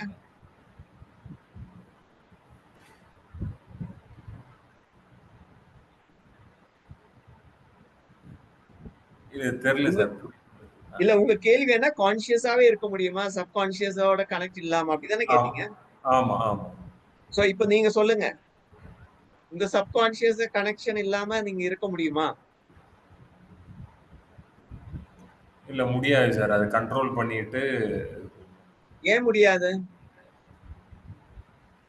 இல்ல திங்கிங் போனாலும் அங்க போயிட்டு தான் வரும். ஸோ நம்ம ஸ்டெடியா இருக்கணும். கரெக்ட். அதாவது இந்த கான்ஷியஸ், சப்கான்ஷியஸ் எல்லாம் என்னன்னா, கான்ஷியஸ்னா நீங்க அட்டென்ஷன் வச்சுக்கோங்க. இப்போ ஒரு கடை இருக்கு. கடையில கடைக்கு முன்னாடி சில பிஸ்கெட் வச்சிருக்காங்க. கடைக்குள்ள சில பிஸ்கெட் வச்சிருக்காங்க. உங்களுக்கு தேவையானது கடைக்கு பக்கத்திலேயே இருந்தா அந்த பிஸ்கெட்டை வாங்கிட்டு போயிடுவீங்க. இல்ல கடைக்கு உள்ள இருக்கிற பிஸ்கெட் தான் வேணும்னா அந்த கடைக்காரர்கிட்ட சொல்லுவீங்க. அவர் உள்ள போய் எடுத்துட்டு வந்து கொடுப்பாரு. சோ நடைமுறை வாழ்க்கையில சில விஷயங்கள் நீங்க ரொம்ப நாளுக்கு முன்ன கத்துக்கிட்ட விஷயங்களும் தேவைப்படும். டிரைவிங் போறீங்க, கார் ஓட்டுறீங்க, எப்போ கத்துக்கிட்டீங்க, இப்போ வண்டி ஓட்டுறீங்க. சோ சப்கான்ஷியஸ்ல இருக்கிறது உங்களுக்கு தேவை இருக்கு. நீங்க ஆட்டோமேட்டிக்கா மூச்சு விடுறீங்க. எப்படி விடுறீங்க? உங்க சப்கான்ஷியஸ்ல மெமரிஸ் இருக்கு. இப்படிதான் மூச்சு விடணும், இப்படிதான் டைஜஷன் ஆகணும்னு எல்லாம் இருக்குது மெமரியில. சோ அது பிரகாரம் எல்லாம் ஆட்டோமேட்டிக்கா நடக்குது. ஆனா சில விஷயங்கள் எப்படி நான் பென்சில மொபைல்னு சொன்னப்போ நீங்க மொபைல்னு சொன்னீங்க. சோ சப்கான்ஷியஸா பென்சில்னு இருக்கு. ஆனா தேவைப்பட்டா நீங்க மொபைல்னு சொல்லலாம். அதுவும் உங்க கண்ட்ரோல்ல தான் இருக்கு. சோ கான்ஷியஸ், சப்கான்ஷியஸ்னு எதுவும் அதை எப்படி சிம்பிளிஃபை பண்ணலாம்னா அதெல்லாம் மெமரிஸ். ஓகே. சப்கான்ஷியஸ் நம்ம எதை சொல்றோம்னா மெமரி சொல்றோம். பழங்காலத்து மெமரிஸ தான் சப்கான்ஷியஸ்னு சொல்றோம். தேவைப்பட்ட அந்த மெமரியோட உங்க அட்டென்ஷன் அங்க போகும். தேவைப்படலைன்னா போக கூடாது. அது உங்க கையில தான் இருக்கு. ஸ்கூலை பத்தி நினைக்கிறதோ நினைக்காதோ உங்க கையில தான் இருக்கு. நான் சொன்னதால தானே ஸ்கூல் ஞாபகப்படுத்தி பாத்தீங்க. ஆமா. இல்லைன்னா நீங்க ஏன் ஞாபகப்படுத்தி பாப்பீங்க? அதே மாதிரிதான் சப்கான்சியஸ் நல்ல விஷயங்கள் இருக்கா ஞாபகப்படுத்தி பாருங்க. நீங்க படிச்ச விஷயங்கள் எக்ஸாம் எழுதும்போது தேவைப்படுதா ஞாபகப்படுத்தியே ஆகணும். வண்டி ஓட்டுறீங்களா ஞாபகப்படுத்தியே ஆகணும். ஆனா என்னுடைய கவனம் நிறைய இந்த கவலைப்படுறது, வருத்தப்படுறது, டிப்ரெஷன், ஆங்ஸைட்டி இதெல்லாம் மோஸ்ட்லி பாத்தீங்கன்னா நம்மளுடைய எண்ணங்கள் நம்ம கண்ட்ரோல் இல்லாமலேயே தேவையில்லாத விஷயங்கள்ல நம்மளுடைய கவனம் செலுத்துறதுனால தான் ஏற்படுது. நம்மளுடைய கவனம் வேலைக்கு வேலை கரெக்டா நம்ம டைம் ஃபிக்ஸ் பண்ணிட்டோம், ஷெட்யூல் போட்டோம். ஆஸ் அ கவுன்சிலர், சைக்காட்ரிஸ்ட் என்ன பண்ணுவாங்க, உங்க ஷெட்யூலை மாத்தி கொடுப்பாங்க. நீங்க காலைல இது பண்ணுங்க, இப்படி பண்ணுங்க, மதியானம் பண்ணுங்க, புது கோர்ஸ் ஜாயின் பண்ணுங்க, பிஸியா இருங்க. ஸோ அந்த மாதிரி உங்க லைஃப் ஸ்டைல் ஷெட்யூல் ப்ராப்பரா இருந்ததுன்னா உங்களுக்கு யோசிக்கிறதுக்கே டைம் கிடையாது. அப்புறம் எங்க டிப்ரெஷன் போவீங்க, ஆங்ஸைட்டி போவீங்க, சப்கான்சியஸ்க்கு ஏன் போறீங்க? ஓகே. புரிஞ்சுதா உங்களுக்கு? Clear sir.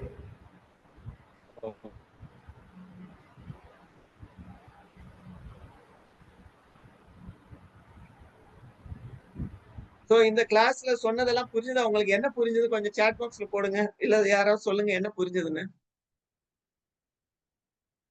2 ஹவர்ஸ்ல என்ன புரிஞ்சுக்கிட்டீங்க? என்ன பண்ணலாம்? சார் நான் இவ்வளோ நாளும் முந்தி நடந்தது வச்சது பாஸ்ட்டு யாராவது எதாவது சொல்லிட்டாங்க வச்சுட்டாங்க அதே மைண்டில் போட்டு ரொம்ப திங்க் பண்ணிகிட்டே இருப்பேன் சார். ஆனால் இந்த சைபாரில் கொஞ்சம் சேர்ந்ததுக்கப்புறம் அதை கொஞ்சம் குறைச்சிக்கிட்டே வந்துட்டேன். என்ன நம்ம யோசித்தாலுமே அது திருப்பி திருப்பி யோசித்தாலுமே அதனால் ஒரு பிரயோஜனம் இல்லை அப்படிங்கிற மாதிரி. இப்போ இன்றைக்கி வந்து ரொம்ப கிளியராக நீங்கள் பேசுனது வந்து ரொம்ப எனக்கு அது நம்மளுக்கு எப்படியோ அல்லாவால் ஏற்படுத்தி கொடுத்த ஒரு கிளாஸ்ன்னு தான் நினப்பேன் சார். ஏன்னா அந்த அளவுக்கு எனக்கு வந்து ரொம்ப கிளியராக இருக்குது மைண்டு. சரி, அதுவும் இல்லாமல் ஒரு சிஸ்டர் சொன்னாங்கல்ல, நாளைக்கு என்ன நடக்குங்கிறத நம்ம யோசித்தாலே இன்றைக்கி நம்ம சந்தோஷமாக இருந்துட்டு போவோம் அப்படிங்கிறது எனக்கும் தோணும். இருந்தாலும் டக்கு டக்குன்னு கொஞ்சம் இப்படி சொல்லிட்டாங்களே அப்படி சொல்லிட்டாங்களேன்னு கொஞ்சம் மனசு இதாக இருக்கும் சார். ஆனால் இப்போ வந்து நீங்கள் சொன்னீங்கல்ல, அந்த சப்கான்சியஸ் அன்கான்சியஸ் அதெல்லாம் எல்லாமே நம்ம மெமரிஸ் தான் அப்படின்னு. அது வந்து எனக்கு இப்போ நல்லா புரிஞ்சுது சார். அதனால் இன்ஷா அல்லாஹ் நம்ம எதையுமே யோசிக்கக்கூடாது, நம்ம வேலையை நம்ம பார்த்துட்டு கரெக்டாக இருந்துகிட்டே இருக்கணும், இருக்கிற வரைக்கும் நல்லபடியாக இருக்கணும்னு ஒரு தாட் வந்துட்டு சார். ரொம்ப தேங்க்ஸ் உங்களுடைய கிளாஸ் மூலியமாக.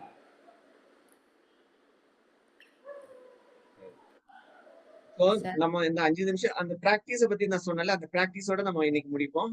ஒரு 2 மினிட்ஸ் தான், ரொம்ப இல்ல. உங்க கண்ணு முன்னாடி இருக்கிற ஆப்ஜெக்ட்ஸ் எல்லாம் பாருங்க. கூடவே ஒரு சத்தம், 2 சத்தம். 2 சத்தத்தின் இடையில என்ன இருக்கு?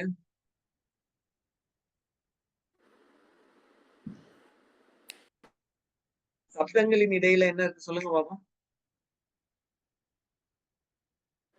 அமைதியா கொஞ்சம் அமைதி இருக்கு. ஆமா, கரெக்டா சொன்னீங்க. சோ எல்லா பொருளையும் உங்க கண்ணு முன்னாடி இருக்கிற பொருளை பார்த்து கொண்டே அந்த சப்தங்களின் இடையில் இருக்கும் அமைதியின் மீது உங்க கவனத்தை செலுத்து. Okay sir. இந்த அமைதியின் கூடவே நீங்க வந்து இப்ப நாளைக்கு பற்றியோ நடந்து முடிந்ததை பற்றியோ கவலைப்படாமல், அமைதி என்றால் லேசான தன்மை.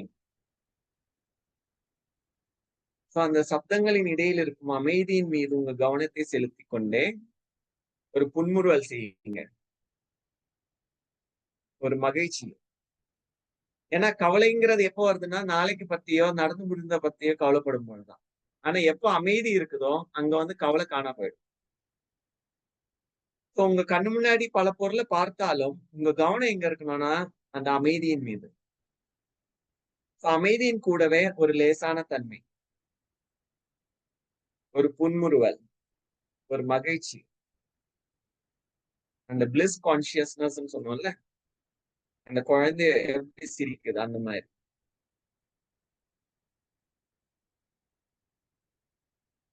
சோ எப்பெல்லாம் உங்க மனசை லேசா வைக்கணுமோ, உடலை லேசாக வைக்கணுமோ, அப்ப என்ன பண்ணணும்னா இந்த எந்த பொருள் இருந்தாலும் அதை பார்த்துக்கிட்டு அங்க இருக்கிற அந்த அமைதியின் மீது உங்க கவனத்தை செலுத்தி கொண்டு கூடவே அந்த லேசான தன்மை, ஒரு புன்முறுவலை நீங்க அனுபவம் செய்தால் அந்த லேசான தன்மையை அனுபவம் செய்வீங்க. The hedonic happiness. நீங்க சினிமா பார்க்கணும், பீச்சுக்கு போகணும்னு அவசியம் இல்ல. ஒரு இடத்துல உட்கார்ந்துகிட்டே நீங்க சந்தோஷமா இருக்கலாம். ஏன்னா இது வந்து உங்களுடைய இயற்கையான குணம். அன்பா இருக்கிறது, மகிழ்ச்சியா இருக்கிறது. ஆனா அது எப்ப அனுபவம் செய்வீங்கன்னா, உலகம் சம்பந்தப்பட்ட விஷயங்களை மறந்து இருக்கும் பொழுது, எண்ணங்கள்ல இருந்து விடுபட்டு இருக்கும் பொழுது. ஒண்ணு எண்ணங்களை பற்றி சிந்தனை செய்வது, இன்னொன்னு இந்த அன்பு, மகிழ்ச்சி, ஆனந்தம் இந்த குணங்களின் மீது உங்கள் கவனத்தை செலுத்தும் பொழுது. சோ கொஞ்ச நேரம் அந்த குணங்களின் மீது கவனத்தை செலுத்தி, உங்க உடலும், மனமும் எவ்வளவு லேசா இருக்குன்னு கொஞ்சம் ஃபீல் பண்ணுங்க. அமைதியின் கூடவே லேசான தன்மை, மகிழ்ச்சி. அப்ப இயற்கையாவே நம்மளுடைய கனெக்ஷன் அல்லாவிடத்து செல்லும்.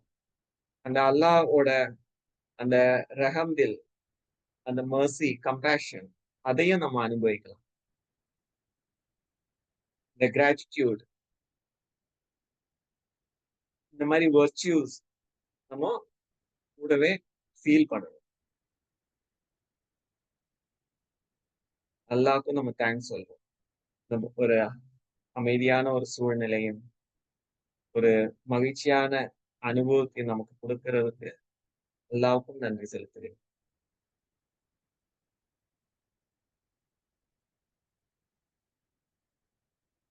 எப்படி நன்றி செலுத்துகின்றோம்? அமைதியின் மூலமாக. செலாம், அமைதி. அதுதான் என்ன சொல்றோம்? செலாம் அலைக்கும். உன் மீதும் அமைதி உண்டாகட்டும். வலைக்கும் செலாம் சொல்றோம்ல. சோ அமைதி எங்க இருக்கோ அங்க மகிழ்ச்சி இருக்கும். புன்முறுவல் இருக்கும். அந்த நிலையான ஒரு மகிழ்ச்சி ஏற்படும். கூடவே நம்ம உடலில் பல நல்ல நல்ல ஹார்மோன் செக்ரேஷன் இருக்கும். அதனால உடலும் ஆரோக்கியமாக இருக்கும். மனமும் ஆரோக்கியமாக இருக்கும். முடிந்தவரை எல்லா வேலையும் செய்யும் பொழுதும் ஒரு மகிழ்ச்சியோட, மனசுக்குள்ள அந்த ஒரு நிம்மதியோட, மகிழ்ச்சியோட நீங்க எல்லா வேலையும் செய்து கொண்டிருந்தால், ஒரு நல்ல உடலும், மன ஆரோக்கியமும் நிலைத்திரும். Okay. Good night. Thank you. இந்த ஓகே. Opportunity thank you sir. கொடுத்ததுக்காக சைபாக்கும் thank you thanks. Sir. Thank thank you sir sir. ரொம்ப ஜிசாக்கல்லா. கிளாஸ் ரொம்ப நல்லா இருந்தது சார். சார் நீங்க ஒண்ணு கேட்கலாமா சார் பர்சனலா? நீங்க மோஸ்ட்லி உருது பேசுவீங்களா சார்? நான் தமிழ் பேசுவேன், ஹிந்தியும் பேசுவேன். பேக்ரவுண்ட்? நேட்டிவ்? சொன்னீங்கல்ல, அப்போ பர்சனலா பேசிக்கலாம். ஓகே. இல்ல டைம் கேட்கல ஆயிடுச்சு. சார். 10 மணி ஆயிடுச்சு. Okay, okay. Okay sir. ஏன்னா உங்க தமிழ் வித்தியாசமா இருந்துச்சு கொஞ்சம். அதால கேட்டேன். சரி.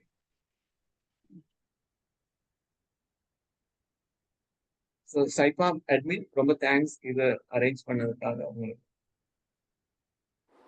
சார் நெக்ஸ்ட் உங்கள் கிளாஸ் இருக்குங்களா சார்?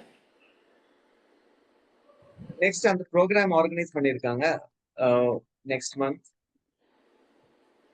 கிளாஸ் அந்த குரூப்ல ஏதோ குரூப் வாட்ஸ்அப் குரூப்ல அவங்க ரிப்ளை பண்ணுவாங்க. அடுத்தது ஆர்கனைஸ் பண்ணி இன்ஃபார்ம் பண்ணுவாங்க.